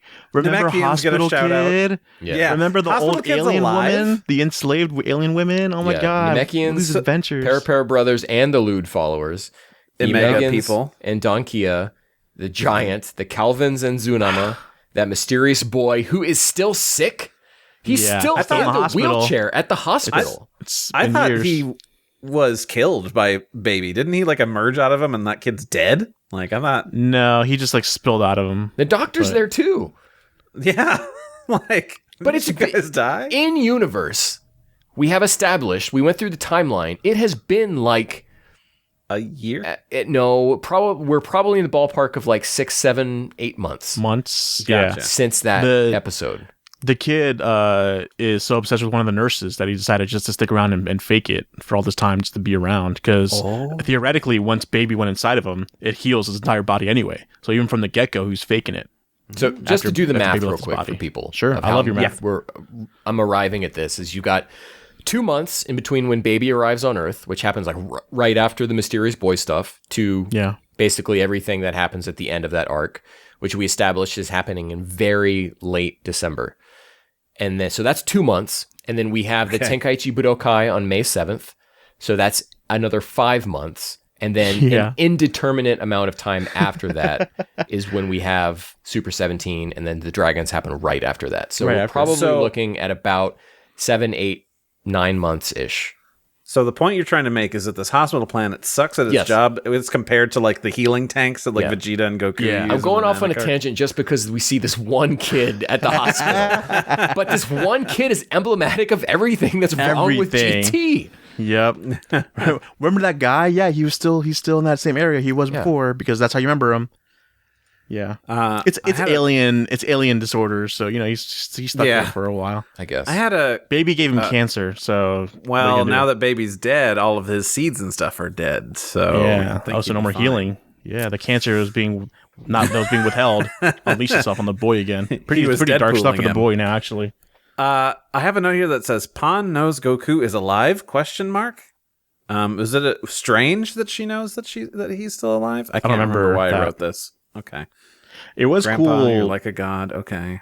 It was cool seeing Videl dodging the energy that's coming from all the universes, like just like Right. with like Chi-Chi on her back or whatever, and just like she's like, yeah, she's still got the moves and whatever.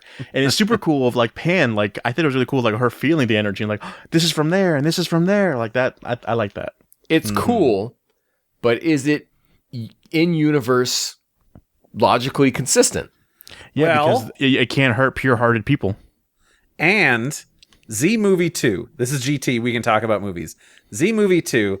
The Genki Dama flies up through the clouds right between Gohan and Piccolo, and Gohan like looks at it and he can picture the Earth and like the people there. So he like can feel like this is the energy of everybody here. Wow, Okay. that's So- cool. Yeah, All right. I'll let him have that's that what I'm saying. one. This last half of the episode was written by someone else because it's so well done. So Goku throws the ball at One Star Dragon, who begs him to stop. One Star Dragon, in shock as he takes it head on, doesn't even bother to move, and is destroyed rather graphically. Torso explodes, spinal cord visible, Yeah. legs just start to buckle between. We get really into the biology of Yixing Long here. More than I wanted to. It's disturbing. It's so weird that he didn't try and like tackle Goku. He just the only thing is just shooting beams at him. It's just more of the let's wrap this thing up kind of deal. It's GT. They just blast some key.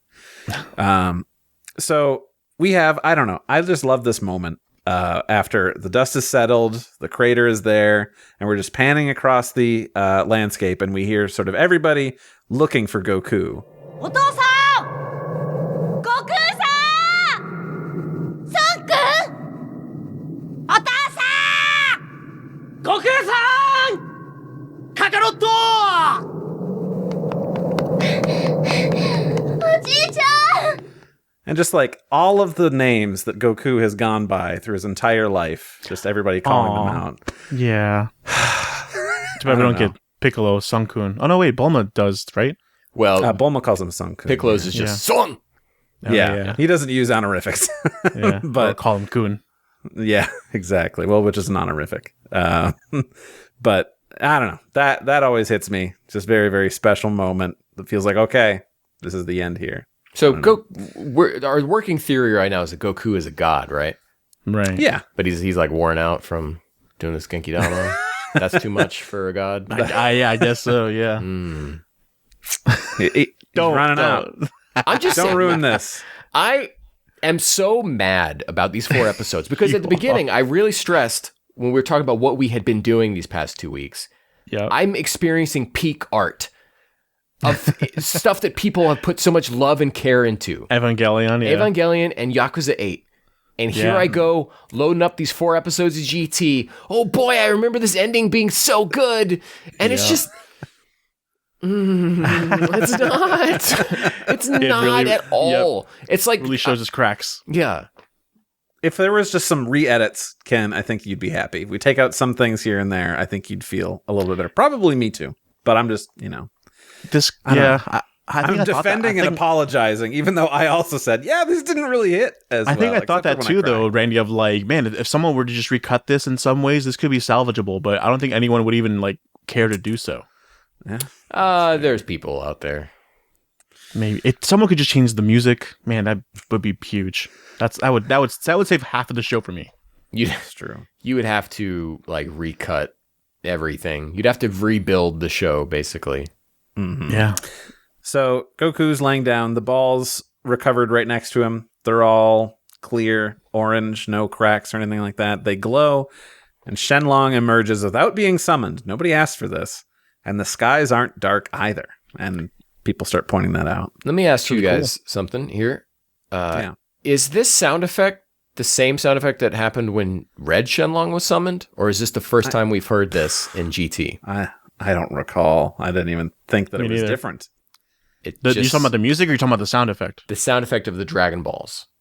It's different? I don't know. Well, that's what I'm It's asking. not the usual. Sounded regular It to sounded me. like I guess it had been like 62 episodes since I last heard the Dragon Balls being summoned. Well, I don't know. I worked on an A&V specifically about all the times Dragon has been summoned in Z, and it didn't ring a bell. Like it didn't feel weird. Okay. But I don't know. I could be wrong. Double check your project files on that one, Doug. Let me know. Yeah, sure will do. And that brings us to a close for 63. You guys got anything else you want to say about that? That was it. That was as good as it was. that gonna was get. it. That's All right. Then let's roll on up into episode 64. Goodbye, Goku, until the day we meet again. The evil dragons have been put to rest, and Shen Long is back, yet the skies are not darkened, and there is a strange energy in the air. Shen Long tells Goku that he must come with him, as he is taking the Dragon Balls away from this world. On the way, Goku stops by to see old friends and say goodbye, on his way to a new destination. This was the Goku we all loved, and hopefully we can see him again one day. Farewell, Son Goku. Whew, all right. see you in 2015. I'm already getting there. You're like Is that a me Breaking at Bad the end of reference? that Ava thing. yeah. That's right. Bulma notices the skies aren't dark. Shen Long rise Son Goku and charges him up with energy, healing him. All of his scratches and scrapes are gone. What a nice little rise on Did you- Goku. I like that. Did you guys watch the recap on this one? No. The recap music playing over Goku forming the Genki Dama is what should have been in the episode. Oh, man, really? Yeah, that feels like the definitive version of that scene. So Doug, definitely check the recap. Okay, yeah. out from this Because episode. I was fine with the music they used in there. I was thinking, they should have used that for the 4-star ball self-destruct thing, but they didn't. No, yeah, this would have been the right track to play. Was it a track from Z, or is it it's a new track, or No, is it's it, what the is it? GT recap music. Oh, just the recap music. Oh, that and you're saying they would've should been have good. used that. Yeah. Oh, that'd have been kind of cool. Because this yeah, whole they show, should have. Yeah, we get so much. I love when shows Hitori do that. Janai. Yeah, We get more Hitori Janai in the soundtrack than we do Dan Dan. And Damn. Well, I mean, they used it all up on Kaioshin listening to it on his headphones that one episode Maybe. before. Okay. You understand why the evil dragons appeared? Yes. Do you understand that? talking to a child. Do you know what you did wrong? Well, I mean, in the great cosmos, I'm sure that Shen Long is much older and wiser than Goku is. Yeah, at the well age then of, maybe I don't know, 50. Shenlong, after he got wished back the third or fourth time, should have been like, hey, how about you guys cool it on these Dragon Balls? yeah. I'm feeling a little angry, and you guys are. It's your fault. No I mention. need a no, cigar. No foreshadow. I need a cigar. Now, I didn't think about this, but is Shenlong? This is the same Shenlong of all time. Like it's because I think doesn't when Dende make new Dragon Balls, he's just making new Dragon Balls, but because of Toyble and like the Dragon Realm, it's always the same Shenron. I mean, he repairs that same statue. So, wouldn't it be the same? Here we go, Ken. Doug, that's where I'm at with you. Okay, I'm with you there, I should say. Is that the way I picture it is that if you have the very canon Dragon Realm from Toyble's Dragon Ball AF, Okay. Shenlong is a creature there that is summoned through the shape of the model that was built. And that's the form he takes when he's summoned. Right. So no matter if he made a different mold, like he was going to make a different mold, it was, we already have this old one, use this one. But no matter what mold he made, whatever Shenron is in the Dragon Realm, he would morph into that. Correct. Cool. So he might not even be a dragon in the Dragon Realm or look the same as he does. That's just He just looks like Jerry Seinfeld for all we know. You know, Doug, do you have your Goku figure that you just got on hand? Your cool Dragon Ball AF figure? Your AF figure? Yeah. Within reach? I do. Picture some dude who kind of looks dragonish wearing those clothes. And that's what Shenlong would look like in the Dragon Realm.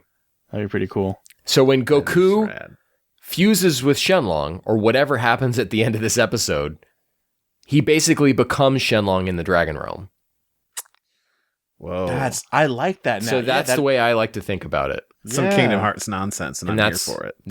I'm talking about AF like it is canon, and it might as well be because it's from the guy who's really doing the future of Dragon Ball right now. Yeah. But it's Same level of canonicity as GT. Really. yeah. When I think of how this all works, you never see Shenlong in the Dragon Realm. That's because Goku is Shenlong now. Wow. Yeah. Dude, I love that actually. So you got congratulations. You got a Dragon Realm figure, Doug. I'm a Toyble fan. It would happen eventually. We all knew this. What? Okay, listen. Joji Yanami must have been working on the script for this one because he's trying to say that all the Super 17 stuff happened because of the Dragon Balls.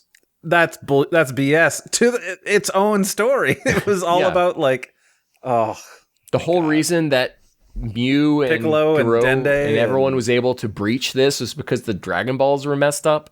Is that what they were saying? Yes. Yes. And they're wrong.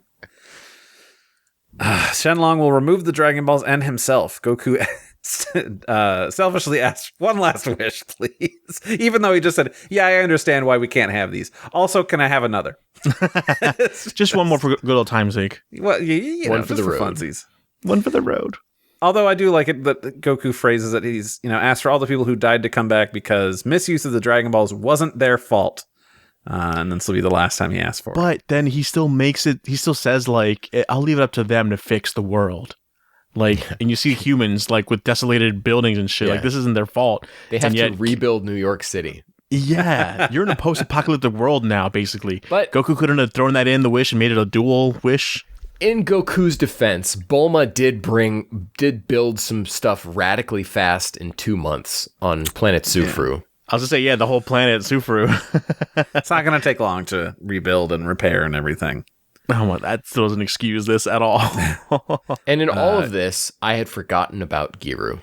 Yep, he just shows up. We're like, oh, Giru's here. That's good, I guess. Does that mean he was brought back to life too? Like he was dead and he's a robot?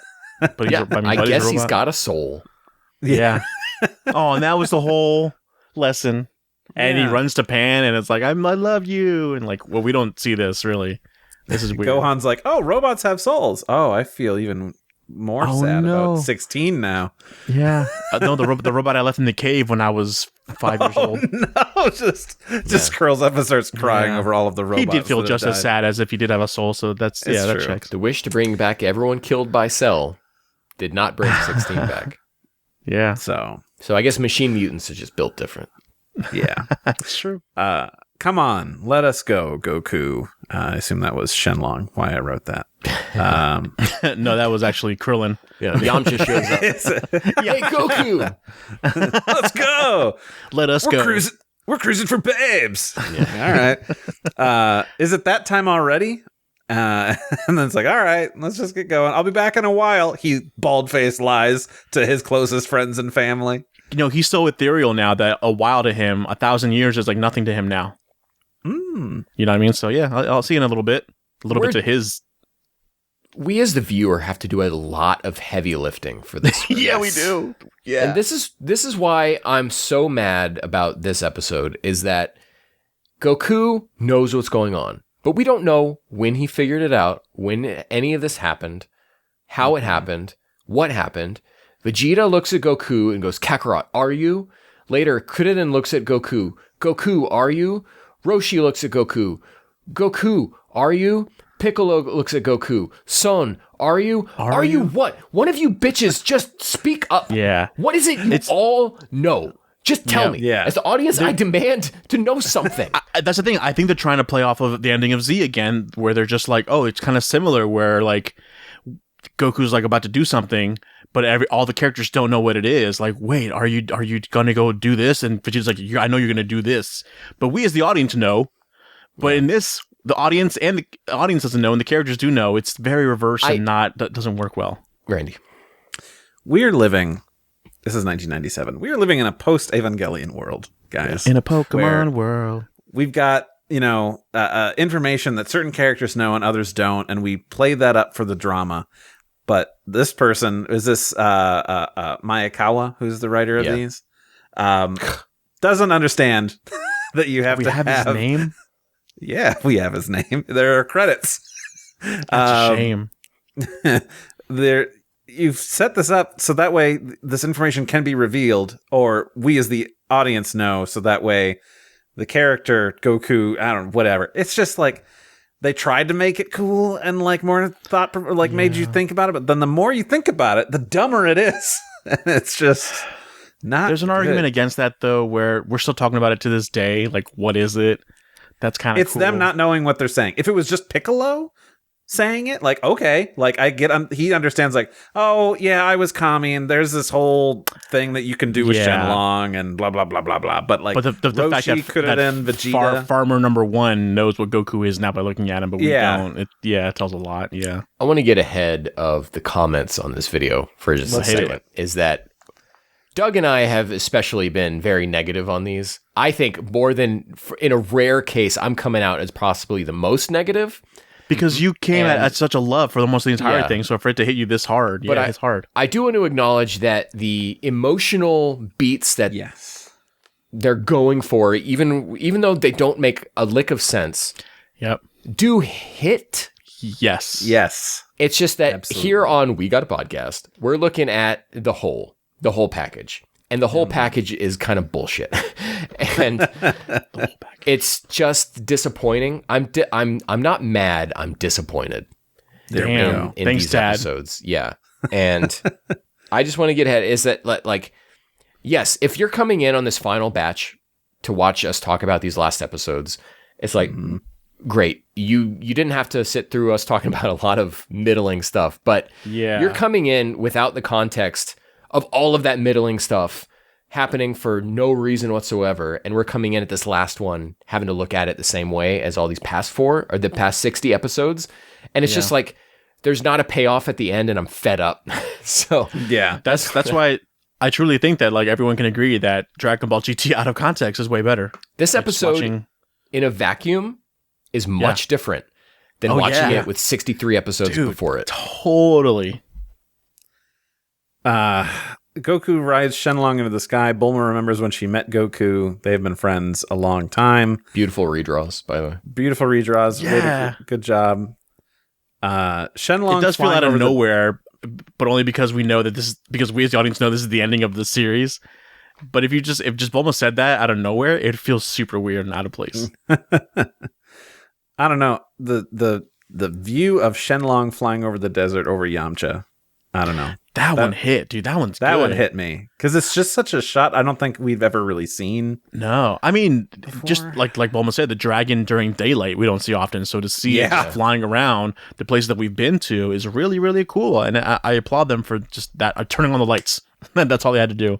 But it also it also gives us details without giving us answers. Like I don't think Yamcha is still living in the desert as his stay home. I feel like it's like he's fixing his car. I know, but I feel like it's his like beach house now, like the equivalent of like a beach house where he just goes to on vacation to kind of chill out, to get away from all the busyness. He's still the hustle and bustle man. of the city. Yeah. I'm sure he's still a ladies' man. He's like in the city and doing whatever. But he likes to like go back to the empty desert and work on his car and just like chill. I want to say that interview lore is that he's a bodyguard now. Okay. It's like a Kakarot. I think it's from some interviews.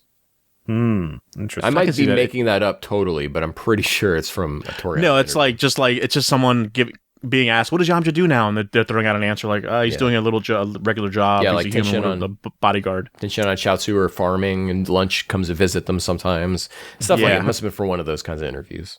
Yeah.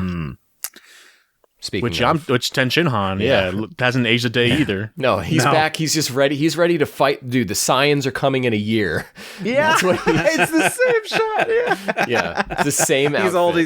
He's got dementia, so he just thinks you're right. It's not even showing up. It's not even Cell Saga outfit. It's literally Saiyan Saga. It's the figure I've the got shoulder back here on my shelf. Yeah, it's the figure I bought. Right I'm still there, looking. yeah. I'm still looking for the one with the sleeve over it. It's still expensive, so I'm waiting. Why do you think Kuririn is over at Roshi's place and not with his wife and child? They still live there? Remember after the 22nd Tenkaichi Budokai, when everyone started dying, they like kept their bodies in those pods. So I'm assuming that at one point they put Kuririn's body in one of these pods and then just took it to Roshi's, and then Roshi's hanging out. Oh, what's this? Wait, has he... Oh, wait, he's been dead since the 17 stuff? Yeah. Yeah. He's really died? I'm back alive. Yeah. Yeah. It was a whole thing, Doug. Why didn't I remember that? 18 was screaming about it, and Yeah, but with this series, I'm just like, he'll be all right. It's just a fake out. But he just took a while. They really did kill him. Wow. So yeah, this is the first time. Is this the first time Krillin is seeing Goku as a kid? Like, No. he haven't seen each other. He's seen him as Super Saiyan 4. So But he what's had, like, bit of trivia for you guys here? What's Here we go. one really important piece of Dragon Ball lore that's being overlooked here? Dragon Ball lore. I'll that's being just tell you. overlooked. Shen Long can't bring the same person back from the dead twice. Well, that's the Well- solid that he's doing for Goku. It's like, hey, one more solid. But I don't buy that. I don't buy that either because like that's just a limitation of his power, not Yeah. Shenlong being able to do something he's or not. literally not powerful enough to do it. Right. Yeah, it but is this a- is post super, so like you'd think he's been powered up here and there from stuff to do Maybe. that. I don't know. I don't know about that. Yeah, that's right. I'm saying that a thing that was made 20 years later retroactively is now part of the story of GT. And Senpai, I'm really sorry. I feel bad if that one's a question. Kuriden says that he has changed while Goku and Roshi stayed the same, and Goku wants to spar. It's cute. Yeah, picking up the rock, throwing it, and talking about, Talking Kuriden about cheating. the Rock. Yeah. Yeah. Talking about Dwayne The Rock Johnson, and they're a fan of his films. Dude, Jumanji 2 is gonna kill in the box office. That's what Krillin said. Yeah.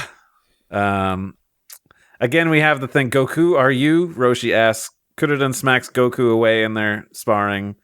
Says that sometimes he and 18 do it, and then he laughs. do closes his what? eyes. Do what? He just says, spar, you Okay. know? All right. Okay. He Thank you. said it in a very interesting way, which is funny Dude, because when we first get there, Roshi's reading a dirty magazine, right? And then Krillin's like, Yeah. like, don't do that. And he says, like, it's your magazine, doesn't he? Does he say? I don't couldn't remember get- I think I I was. think I busy typing caught that notes like and- real quick. I'm yeah. like, Roshi's like, it's your magazine, so it's like, okay, Krillin's not perfect either. Yeah, I brought it to you when I was 12. Like, Yeah. get new magazines. man. Maybe that's the same one. vintage. Yeah. Vintage, still legible. Wow, Still's doing it for him, even after all these years. still a page turner. Okay. Somehow. So Vegeta saw everything go down, right? Yeah. So Vegeta is like, something weird's going on. Kakarot, are you? Krillin and Roshi don't have any context for anything that's going on with Goku.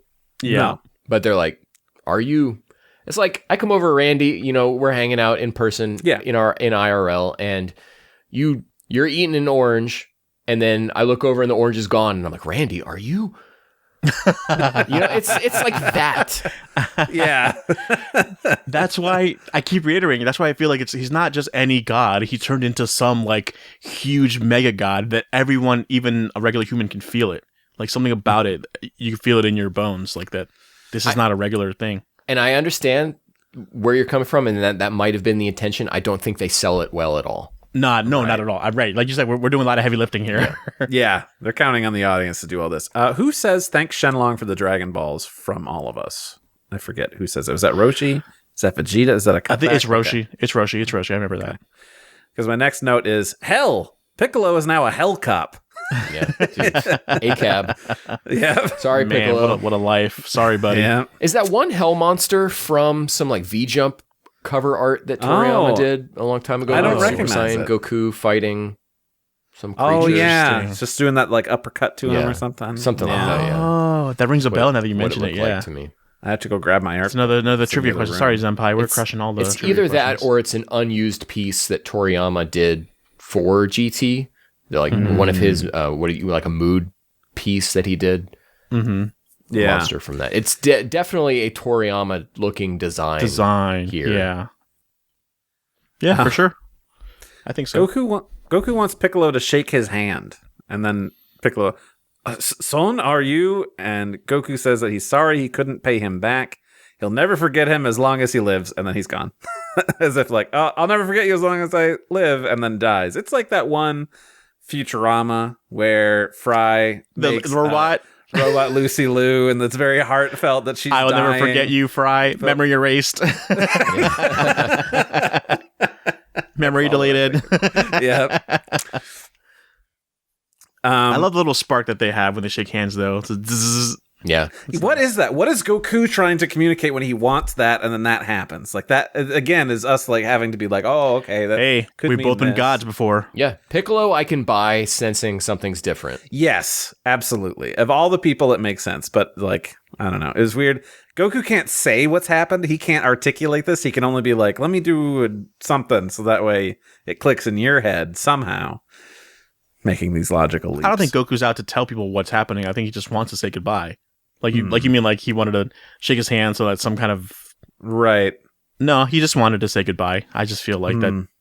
Yeah. Yeah, I like that. We cut to the family left behind. They all feel like he'll be back soon. It's like, all right, well, let's go make dinner. I'm sure he'll be back by then. Chi-Chi's making Mom? dinner. Yeah. Wants that, some Paozu stew or something like that. Some disgusting sounding thing that, Newt of course, they think salamander, sounds delicious. Yeah. Pon stands alone, staring at the sky. This is a test? Is that what is... No, that was Trunks. No. Trunks like, oh, they're testing us or whatever for not having... We can't rely on the Dragon Balls anymore and have to use our own strength. Once they do that, is the that Dragon what he Balls says? will appear again. What? Okay, Well, Trunks. They never see the Dragon Balls again, so Yeah. you failed. Good job, whatever Trunks. whatever isn't test like- you had. This isn't like Q testing humanity with the crew of the Enterprise. Yeah. Oh, man, this part, Goku's gi on the ground, even though he left with it on, which Pon, of course, points out like, wait, but he left and... So, Ken, what is this line that Vegeta says? Make sure you hold that deer. And then he yeets out of there. Woo, woo, woo, woo. Well, I think it's because he wanted it. He was hanging around, make sure everyone left so he didn't see them grab the clothes. But No, no, Randy. imagine a Vegeta. That's imagine not a an Vegeta sexual Jr. weirdo thing. No, not like that. Who said that, Randy? You Not- put your come on, words Randy. in your own mouth. Fucking feet fetish mother.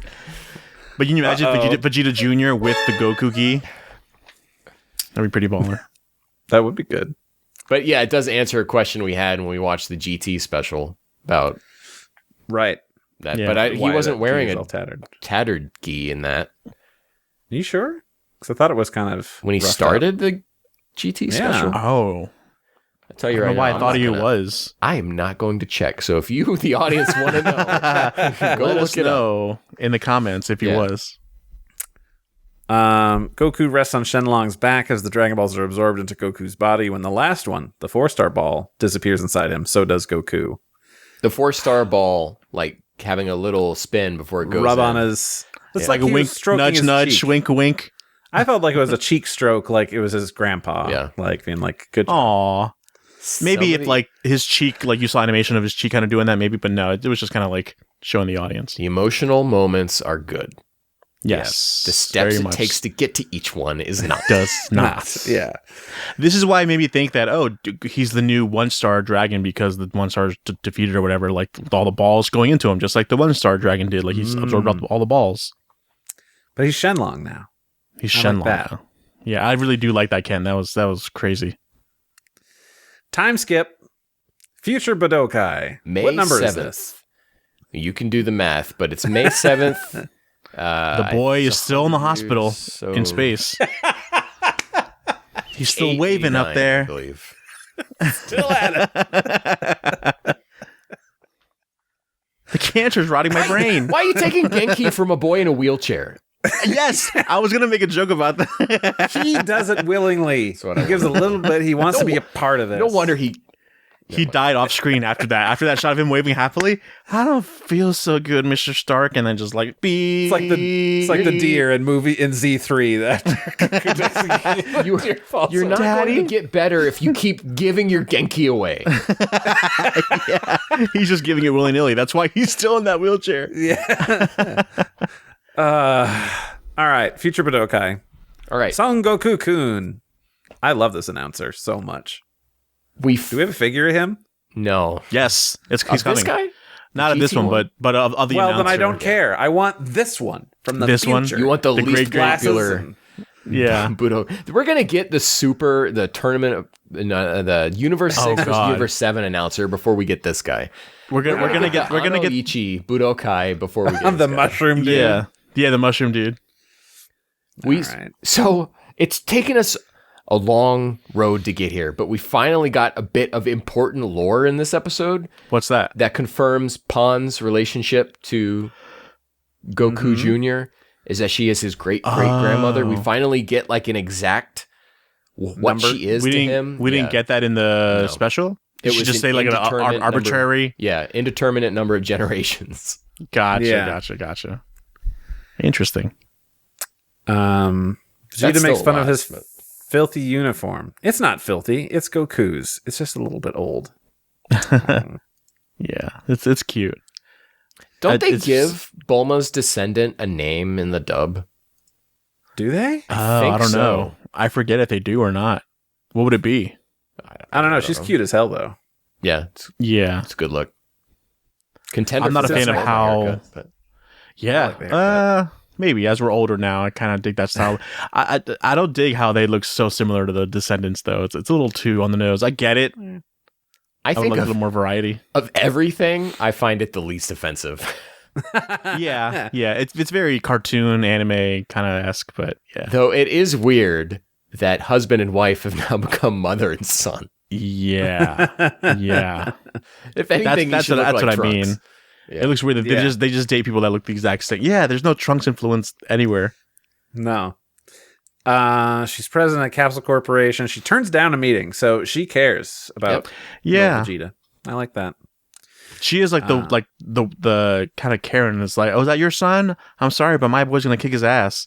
What, you mean she's gotta know- Kosei's mother? Yeah, exactly. She's got to know how strong Vegeta Jr. is, and she doesn't know Goku Jr. at all. And like, so that like godlike I mean- Super Saiyan power to a regular kid, that's kind of weird to be like, yeah, sorry, but I don't. Maybe it's not weird. I don't know. I don't get think any it makes acknowledgement for knowing Idasa and Ikosei's names. No, I the said top of that's my- exactly what it is. We know their I'm name. very Who do you impressed. think you're talking to? Ken, you're a genius, and you deserve a medal and a cookie. And you're very handsome. It's true. Well, I think Doug's got the best compliment. I'll take that one. Well- the rest, that's all superficial. I don't need all yet. But beauty is forever. I needed to hear that today. Hey, Ken. All right. You're read your shirt, buddy. Yeah, I am Knuff for the audio listeners. The battle begins, and they fight some. It's pretty impressive. It's Horikawa, Vegeta- right? As Vegeta Jr. Yeah. Yeah. It's gotta be. Eric Vegeta Vale goes- doing a young Trunks. Vegeta goes Super Saiyan, and then so does Goku. Oh, you could turn blonde too? Neither of them have any idea what this means. I Yeah. think that's adorable. I Yeah. love that. Sure, So- I like it too. And remember, at some point in the GT special, Goku has now figured out how to go Super Saiyan and remember doing it. Mm-hmm. Because he forgot that he did it in the GT special. Right. Oh, Probably done it again. Yeah. He's not a coward anymore. So maybe now he faces his bullies. Granted, not Baku, who's still Right. he's a good That's dude now, inconsistent. but- Where like, oh, that weakling, he's now like, okay, you went on an adventure with him or whatever, but yeah. yeah. So I could see that happening over the course of time. During this, the real Goku is on the sidelines watching before he gets up once Pan notices him. He's not Great even going to moment. stick around to see the end. He's like, nope, I'm out. He's like, I don't need to see how it ends. I just need to I like know that. that. this is happening in course because I'm a god now, right? I can Yeah. always see it. Well, I just want him. I imagine that he's like, oh, they're doing okay. Oh, Yeah. they turned Super Saiyan. They're on the right track. Nah, I don't need to keep checking. I have an entire cosmos to keep track of now or whatever. It's true. Like, I just wanted to pop in. Oh, Super Saiyans, they're on the right track. Pan gets up to go chase after him, and then we hear people say, that boy over there won. So we don't even get to see. Oh, they between do say Vegeta that. and Goku. Damn, Yeah. that's funny. I like that. She's too busy looking for him, which, I like. It's like she hasn't seen him in decades. Goku walks through the crowds. We get Don playing as we get flashbacks. We all watched the Seed of Might release of this, right? Yes. They put those credits in over Goku walking, right? Seed of Might did? Yeah. Did No. you see like credits across yeah, the they screen? roll by like Oh, Japanese yeah. credits. I don't think that's in the original version. Yeah, it is. I remember that. It is Really? wild that I was reading the credits, and it's for characters that weren't even in this Yeah. episode. It's like from beginning of Dragon Yeah. Ball through like the end, just random Lon picks. Fon's in there. Yeah, Lon Fon's in there. Yeah. So yeah, I, just I, a whole bunch of strange ones. I feel like I've Hot-Chan never is in seen there. this before. Well, the whole montage is fucking weird. It feels like they were like, oh, let's introduce every character that we've ever come across, and then they got to a certain point, like, oh, we got a long way to go, and it's all Dragon Ball characters. Let's go from where do they go? They go from from Kami to the androids. They go Yeah. from right there to there. It's like, whoa, Well, we what a can't jump. show him fighting Vegeta. Nor can we show one Masayuki Uchiyama, who has all of his cuts redrawn. Yeah. Yeah, and I'm glad that I'm using it for all the AMVs where I need that special moment of Goten and Goku meeting. I used this GT shot because I first time I'm like, I need that shot. Where's that shot from? I look at the original episode. I'm like, this looks horrible. It's not how I remember it being. And then Right? to Is it find the out, next episode like what I do last time? Is it redrawn? No, it's to GT. find out is all the way in GT. It's that, and then there's one shot of Goku and Popo at Kami's temple. That's redrawn? Yeah, because I believe I it was didn't know Uchiyama. Oh no way! They just totally broke ties with Uchiyama after he was gone. Bye, bitch. Wow, they really Yeah, said they bye, bitch. really. Yeah. It really feels like a huge middle finger to him. Damn. Well, I mean, this is supposed to be emotional. We don't want you to be pulled out of it like, oh, God, that does look bad. Why did they do that? Yeah, I know. Who gave Which that is guy a which is pen? telling us what they knew all along. That's that true. He should not have been working on Dragon Ball. So I wrote down like my theory of how they decided to do this montage. The first segment is showing some friends met up to Kami, then jumping to the androids. And then it cuts back to GT Goku, like in present time walking. So then the second part happens, and it shows all the enemies, all the big main baddies, the Piccolo, the Frieza, the Cell, and the Kid Buu. But because of all that, we skip like honorable mentions like Tenshinhan and Chaozu, not as villains, but just characters in general that we've met that are important. Vegeta, Tenshinhan, Chaozu, Piccolo, Mr. Satan, Trunks, just to name a few. And then it comes back to GT Goku again. And then so now a third segment happens, and it's just Goku with children. So it's just Goten and Pan. Like it's such a weird way to do a montage. It's like they're just doing it as they go, and they didn't decide to like fix it or anything. Why do you? It was the first pass. Why They do show you the guys- Kaioshins. They show the androids and then the Kaioshins. What a weird choice. Yeah, I was also trying to think of again the internal logic of why they were going from cut to cut, but Yeah. I didn't understand it. Friends, then enemies, then children. That's the three. Why do you guys think Goku deserves to have a statue? It's weird to do it Yeah. after GT to do that, but again, I guess he did save everybody when the Earth was exploding from Baby. Do they know So it's that like, was Goku though? Because Well, they constantly forget who this guy is. Kaioshin did half of them, half of the Earthlings. Right. What? Well, Saving half of the people. Goku teleported Earthlings. Oh. Kaioshin teleported Earthlings. Bulma helped rocket people off the planet as well. So it wasn't just Goku. And even then, he was in his Super Saiyan 4 form. Right. There have had to have been some internal like suggestion from our main group to be like, this is what he looked like. Because Khan everyone would just have saw had him to have done it. Yeah. as a kid or as an adult Super Saiyan 4. So Yeah. it I would is say weird. maybe, the whole thing of like who Goku was, maybe Pan like spread things around, maybe Bulma's got the money. She'd have been like, all right, I'm going to make sure, I don't know, I could pull some strings. Let's get these kids textbooks. We'll make sure that Goku is in there, like all the things that he did.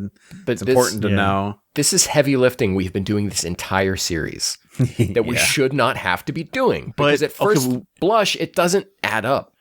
we have to remember also, this isn't just a statue out and about somewhere. It's specifically on the Tenkaichi Budokai stage, so it must be about Tenkaichi Budokai, and it's very biased to have Goku and Mr. Satan on there, and then have their descendant as one of the contestants. Like that's a lot of pressure on the kid, or like Yeah. the bias there is very like, this is all rigged now. I Did don't they know. even acknowledge? Did they say Yeah, that That Goku they're the Jr. same names. is the descendant of both of them? Of both. They They do they say that, yeah. They did, okay. They said that, yeah. Again, I don't think Goku should have a statue there. No, I love it. I only don't think you won should have the a one statue time. there. Yeah. Yeah. But it was a sick one time. So sick they couldn't do one 3 years. And it from wasn't now. even as an adult, so why did they choose that? And then for Mr. Satan, they chose his GT look where he's bald. And It was such a sick win that no one was there to witness it. We figured it out. All right. This is an older Mr. Satan. He's like, all right. They come to him like, hey, you're so great. We want to make a statue for you. And he goes, you can make one of me, but you got to make one of one other person. oh, I love And that. That's why he's the best they're a character. pair. Because they're both Yeah. grandpas together. They both raised Pan. All right. I love Yeah. GT, guys. Okay. You guys. This is the best. The best batch we've ever watched. Best spin-off Dragon Ball series ever. Better than Dragon Ball, better than Z, better than Super. It's the best. And then that's the Goku we all loved, and I'm crying as he takes That's off. what narrator says. That's the Goku we loved, yeah. Yeah, it's that with the montage, and it's a mix of things. It's a mix of seeing all of the great things that Goku's done and all of the stuff that we've gone along with him. But it's also just like the feeling of like, really understanding our mortality, and like when you die, your story is over and he's gone and this is his story and there is no more. Mm-hmm. And like, granted, we get Super later, but like, I don't know. It goes back to the first time I saw it, like, that's it. Dragon Ball's over. Yeah. That's the end of Goku's story forever. And you're not going to get any more. And it's like, it hits. I don't know why, but something about seeing the Cell being defeated by Goku and Gohan, like that's when it hit me. Like this montage like worked. Like, oh man, the memories kind of. Well, I guess that must mean that's when my high memory of the series was as a kid watching. It was that moment, and yeah, because it's showing all these highlights. You can remember where you were the first time you saw it or read it, and be like, okay, how old was I then? Okay, then how much time passed that? And then this one, like, wow, it has been around my whole life. I mean, yeah. Because it wasn't a good montage. It really wasn't like a good A and B, but no. Again, but that's what they are. They're just tiny A and Bs, okay? Just because they're done professionally. Goku's walking and the Doom Rider starts playing.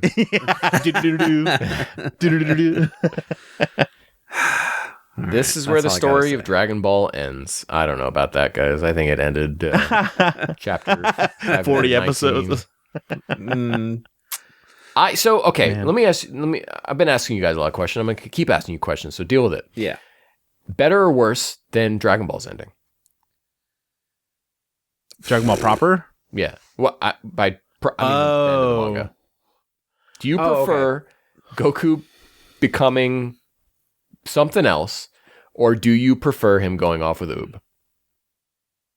Oh, definitely going off with Oob. I can't pick, but I'd like that there's a montage at all at the end of GT. Like that is like quintessential. Like I remember this ending from watching it so long ago. That's what the end of Z needed, was a montage. Well, I don't know, because it might have tainted the experience had there been one. It is kind of nice that it just kind of ends right there. It ends with a message of hope for our heroes. Yeah. This we have kind of just written off all of our heroes, and there's a definitive the end at the end of it, like the end card of this one. Yeah. I don't know. I like it. I like that it's like, and they're gone. Yeah.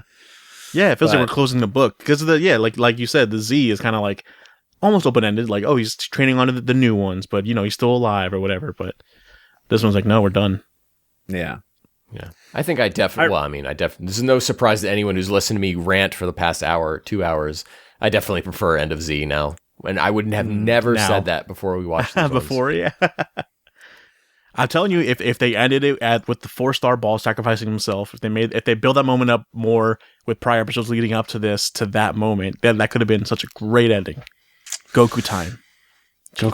Well, you guys know what happened the week after this episode, right?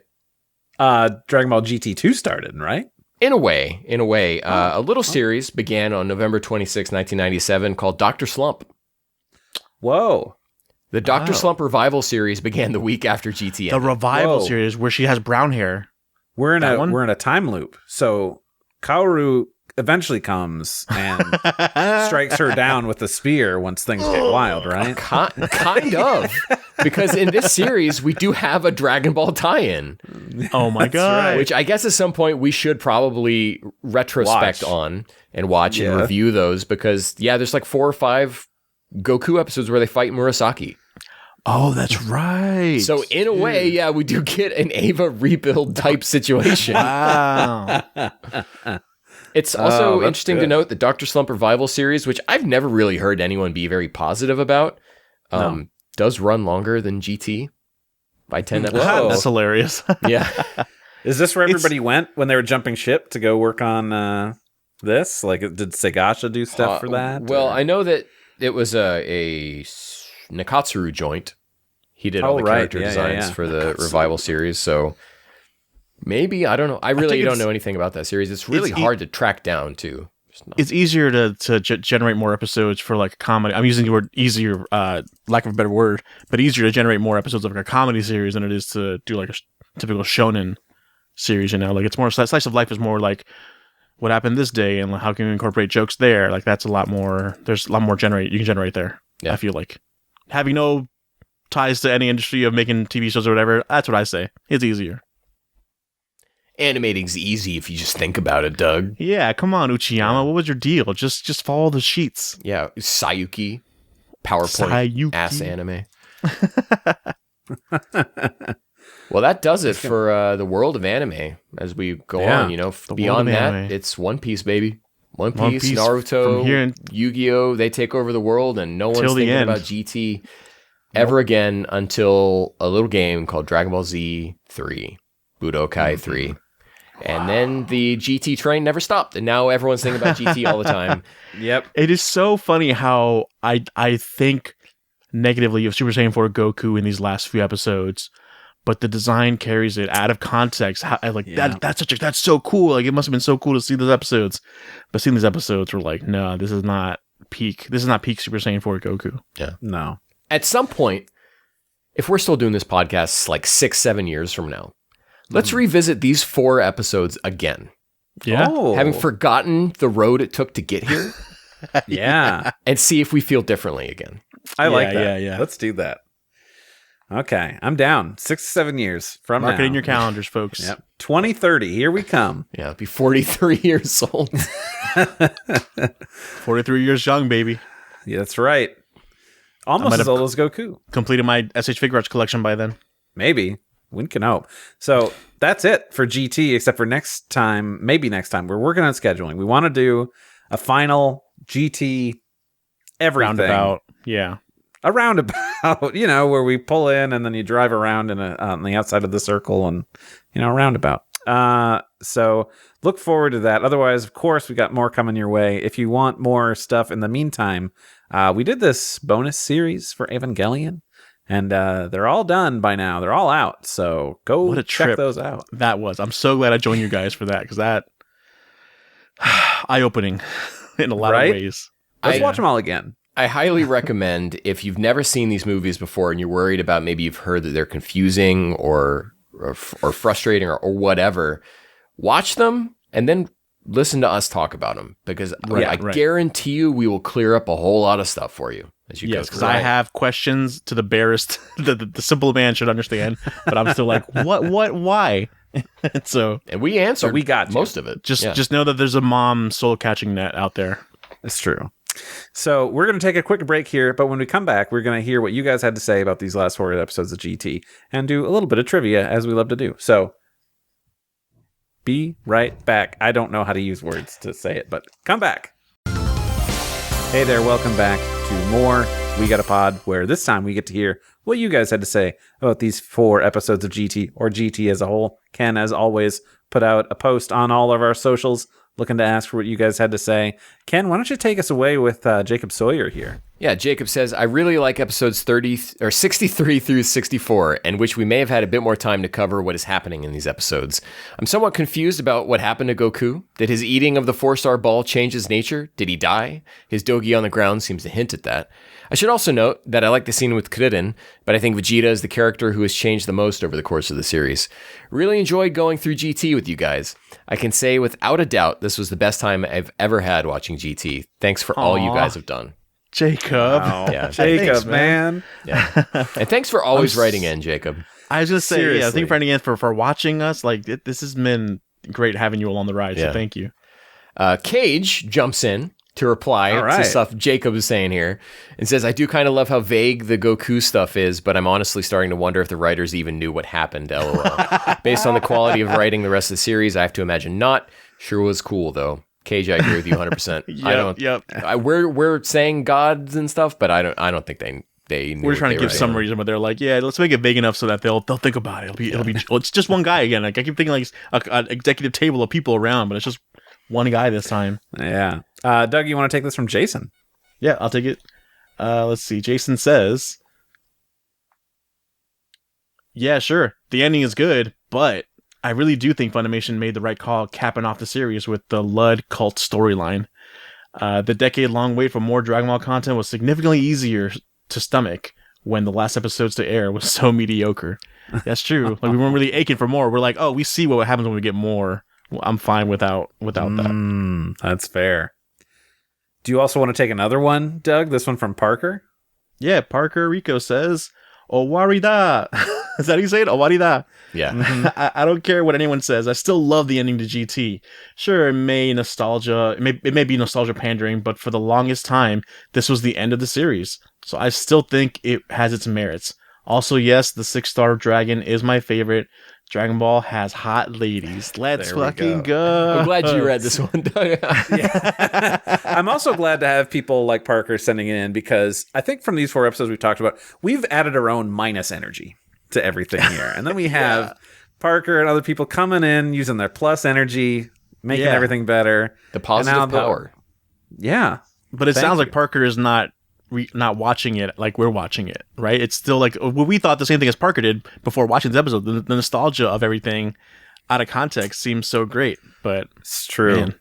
It's very true. Well, let us know, Parker, if you did actually watch it, or you thinking like we were thinking before. Yeah. I'll take this one here from Tyson, who says, I really enjoyed this stretch of episodes in particular.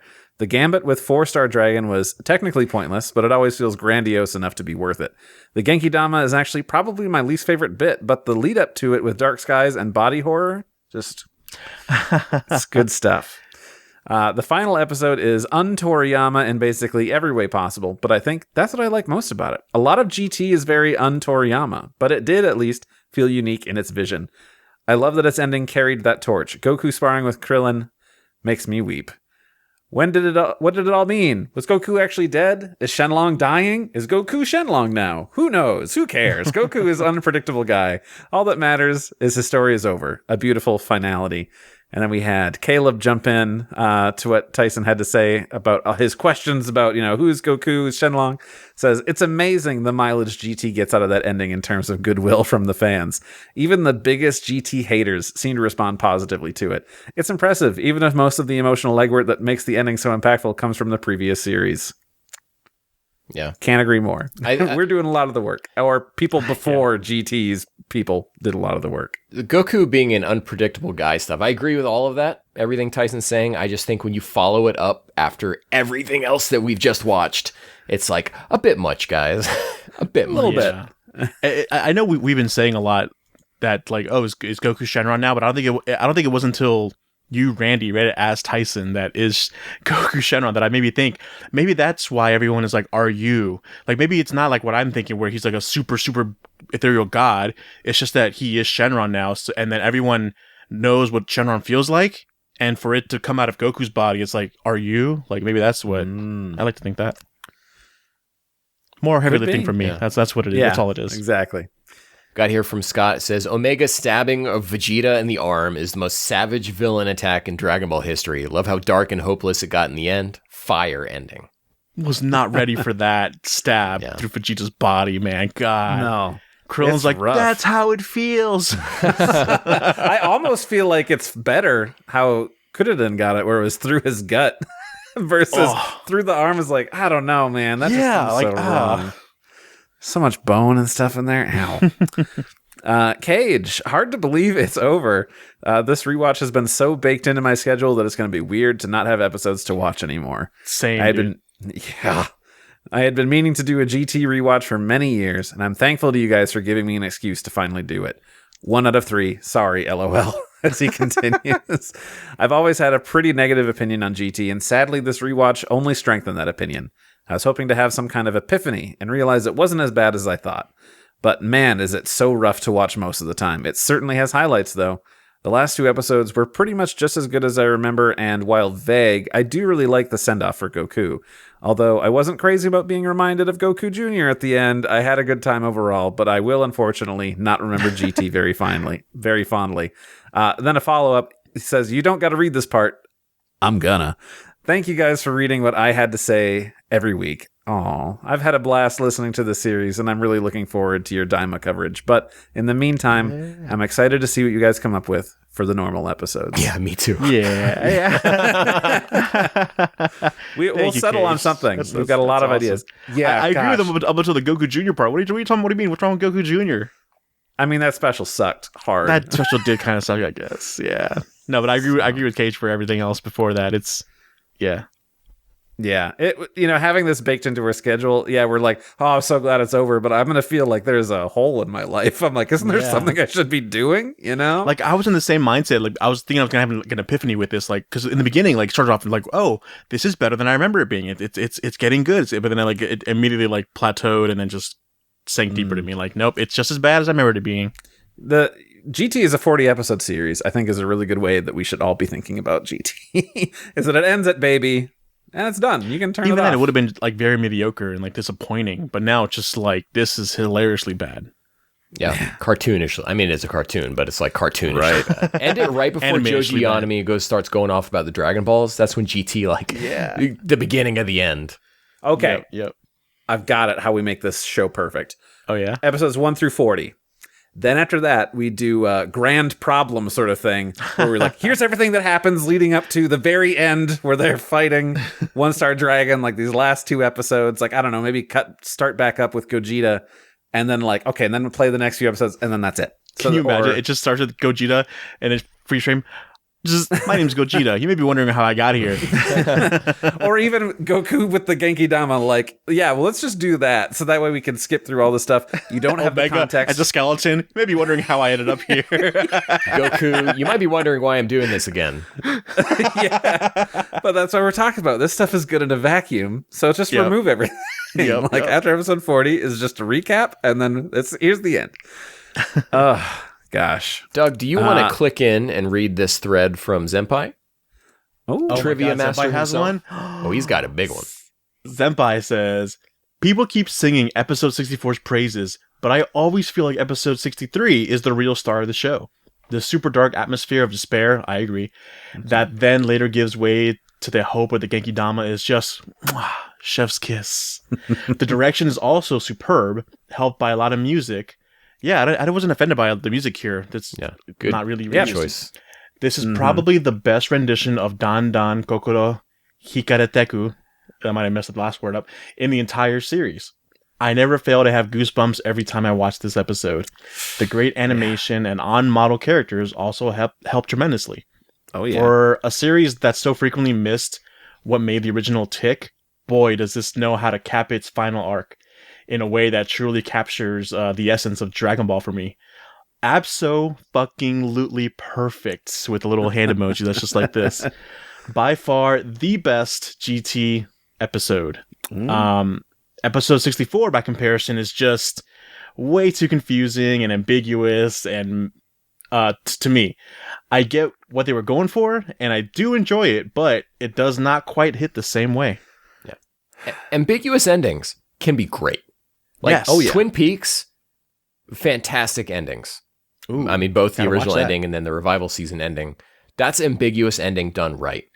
This is ambiguous ending done where no one knows what's going on, and that is not a good way to end a series. No. Man. But we have our emotions and our feelings and our thoughts that we had from it. So, I mean, it's something, even though if the product itself wasn't great for that last episode. Hey, I'll give GT fans this. Still better than Super's ending. What was Super's ending? Hey, Frieza, you're back from the dead, but we're gonna fight you if you ever come back. And then it's just Goku and Vegeta Blue fighting in the wastelands. Yeah. No. Yeah. No, how it ended for me is, I think it was somebody posted a video on Twitter, which was, everything's dead. 17 is the winner.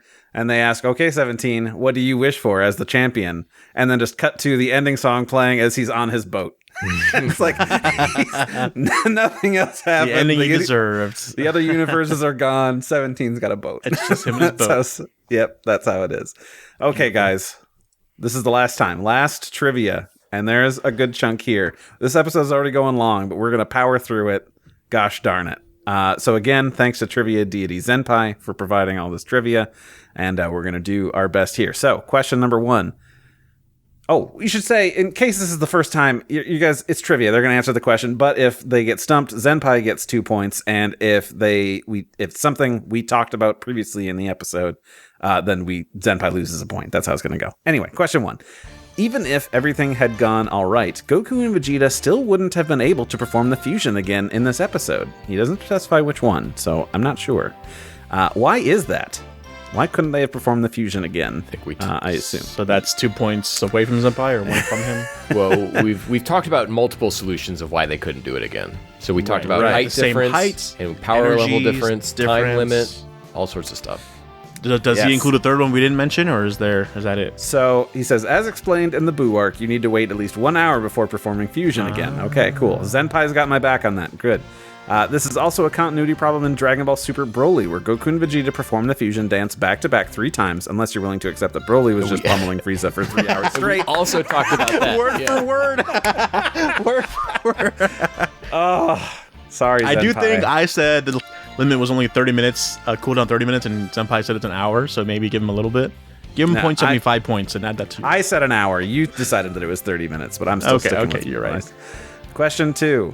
Which song was the Elder Kaioshin listening to in episode 61? Now this is where we weren't sure, right? We had talked about you guys couldn't pick one, so I need you to dial in and give me a guess of what song he was listening to in that episode. Yep. I'm saying Dan Dan. Yeah. Okay. Doug, you're saying that as well? Yep. Okay. I don't know how to do this because that's correct. It was the instrumental version of Dan Dan Kokoro Hikari Teku, the Dragon Ball GT opening theme. So we had talked about it, and I'm going to say that means that instead of, not instead, he's going to lose a point. As we did bring it up. Because we decided that before. Yeah. Yeah. All right, here we go. Next question. Which pattern was etched onto the Elder Kaioshin's teacup and saucer? Yo. Were you paying close attention to that? Dude, this is a Ken answer. No, like I wasn't. You didn't catch it? No build. Unless it wasn't building. Unless it was like the cool S. I don't know. All right. Man. Well, 2 points to Zenpai. Because we didn't get to guess though. We just said we didn't talk about it. Okay. Well, did you know? Would you know? Yeah. Do you have Of a course, guess? I know. No. Yeah, it says Zamasu is the ruler of all. Final answer. Zero Ningen plan. Yeah. That's what Yeah. was on there. Humanist no. mentality. No, it was a flower. So. Oh, it was just 2 the shape of flower or the word flower? It was a Himawari, Randy. Himawari. Yeah. It's a pattern, so it wasn't a word. All right, next one. How many times overall has the King of Earth appeared throughout GT? 3, right? Oh, 3. I'm gonna say 2. Doug, you get the point. Once in episode 40 and yet another in episode 63. So What was your mysterious third one, Ken? Third appearance. Maybe 39. I feel like there's got. I don't know about that. I'm not gonna check, but I feel like it's a 3rd. That dog's been around a lot, man. That's my dog. All right, next one. In the last episode, we see a flashback to the day when Goku and Bulma first met. Which Dragon Balls did Bulma already have before she met Goku? One of them's a 2-star ball. I know that. I think the other one's gonna be the 6-star ball. So is that what you guys are going with? As a combined force. answer. Yeah. Fusion. So unfortunately, I'm going to award you 0 points because it was the 2-star and the 5-star. Doug, you I was off by 1. ignorant slut. All right. I'm sorry. It's okay. You got time to recover. Here we go. Which of those was the one Bulma first discovered in her basement? 2. Doug, you want to take a guess? Yeah, I'm gonna say the other one. Okay, good call. We're not fused here. One of us gets the point. And Yeah. One of us. Yeah, which is weird why you both chose Don Don as the instrumental when there was like 2 options like that or Hitori Janai, and you're both like Don Don. I'm like, really? You're not going to split the difference? Pre-fusion. We were determined. Yes. Yeah, very much so. But yes, it was the 2-star. Ken, you got it right. Next, what is the title of the magazine the Turtle Hermit is reading in the last episode? Dang it. Peachy. No, I had the word puff on there. I saw the UF and I let out a little air on my nose, like a laugh, like a Had Did a little blood come out? If I had a copy of it too. I maybe, but, have no idea. Ken, Puff, got no Puff, idea. Ami Yumi. I'm going to give it to you. It's just Puff Puff magazine. Yes. Oh my god. The look of victory on Doug's face is something magical. Man, I love that. Next, which pattern was etched onto the sea turtle's cup? Oh, if Kaioshin's was the flower, I'm gonna say shells. that's what I was gonna think. Answer. I'm gonna say Carrots. That's no. Doug's answer. Celery. The Wild celery show. I think Ken might get it. It's a turtle. But Yes, you said of course that's shells. what I meant. Yeah, he didn't mean beach shells. Yeah, Randy, how could you think that? Okay. Turtle shell, of course. How can we be so ignorant? Next question. What is written onto the turtle hermit's tank top? The letter K. You got it.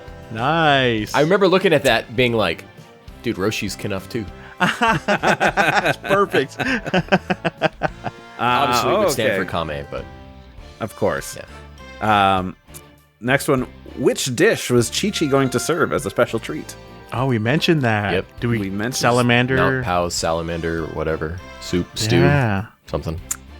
I'm not going to give it to us and say that you were wrong because it's Paozu Newt on a stick. It's not a Newt. stew, Okay. It's not a soup, Newt's a it's salamander. Yeah, Yeah, I but it's think not a this stew. one's a draw Yeah, honestly. because All we right, did no guess po- at it during the discussion. No points are taken. No Newt points salamander. are Isn't that a given. name of something? Newt salamander? Like You're Newt thinking of Harry Scamander Potter. from That's Harry what Potter. it was, yeah.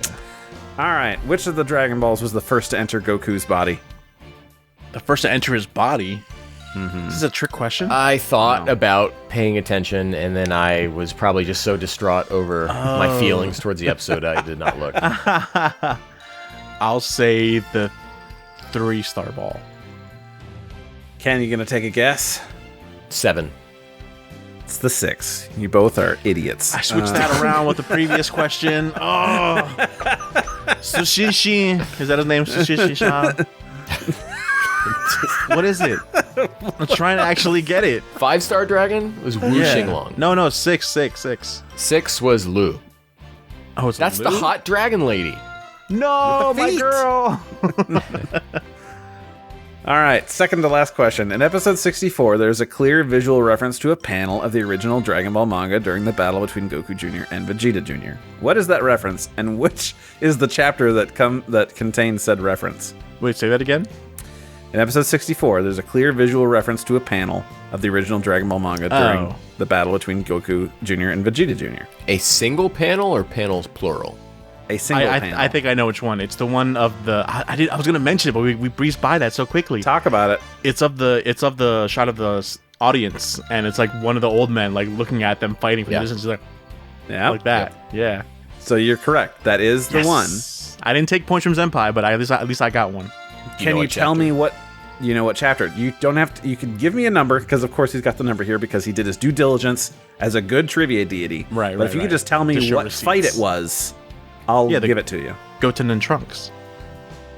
What do you mean? got it. That's what you mean, right? You got it. You got Chapter it, yeah. 432. Holy shit! You were so Dude. close. 433. Dang. I was doing some math because there's 100 chapters of You Boo. were doing math?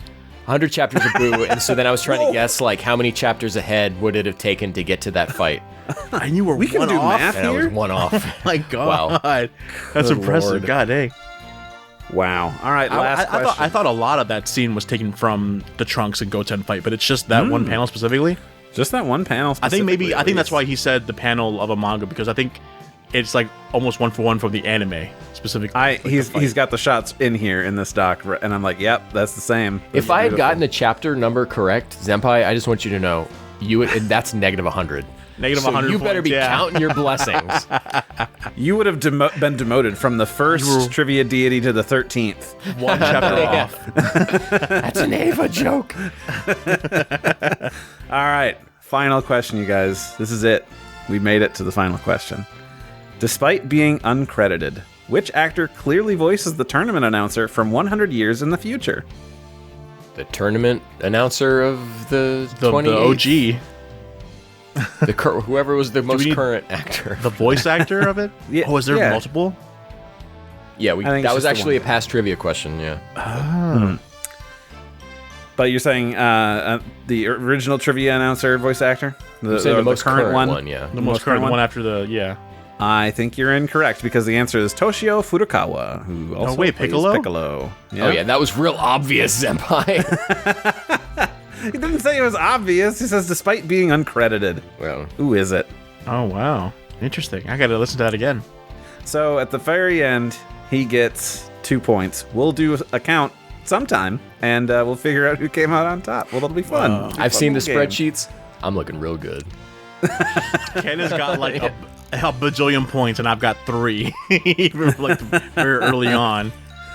It's true. Can you imagine trivia before Ken?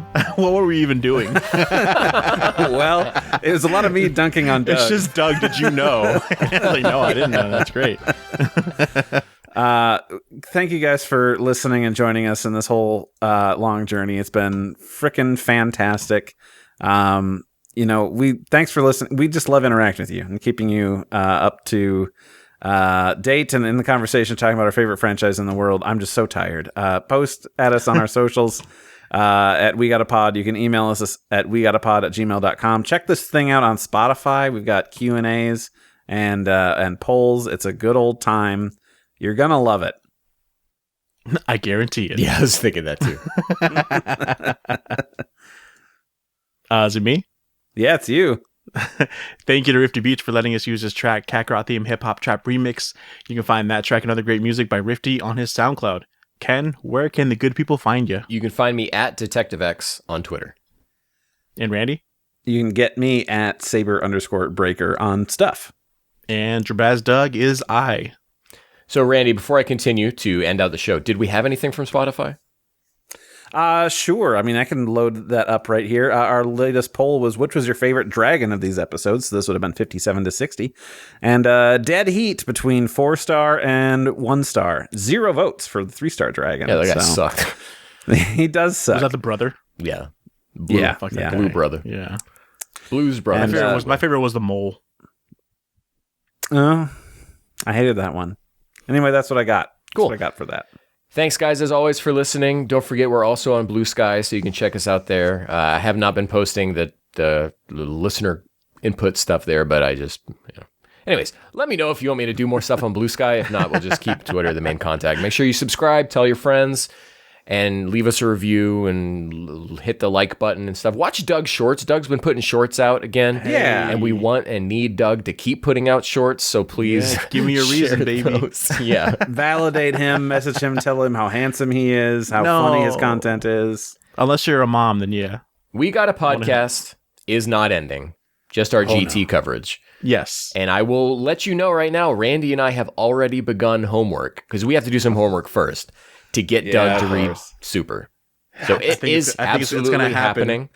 Yeah. Just Randy and I have to do some homework first because we're not going to start Doug at the beginning. We're going to start him at Moro. So we got to show him all the cool stuff he missed being lame and not reading Super. Before that. Yeah, so that's going to do it here for us in our GT episodes.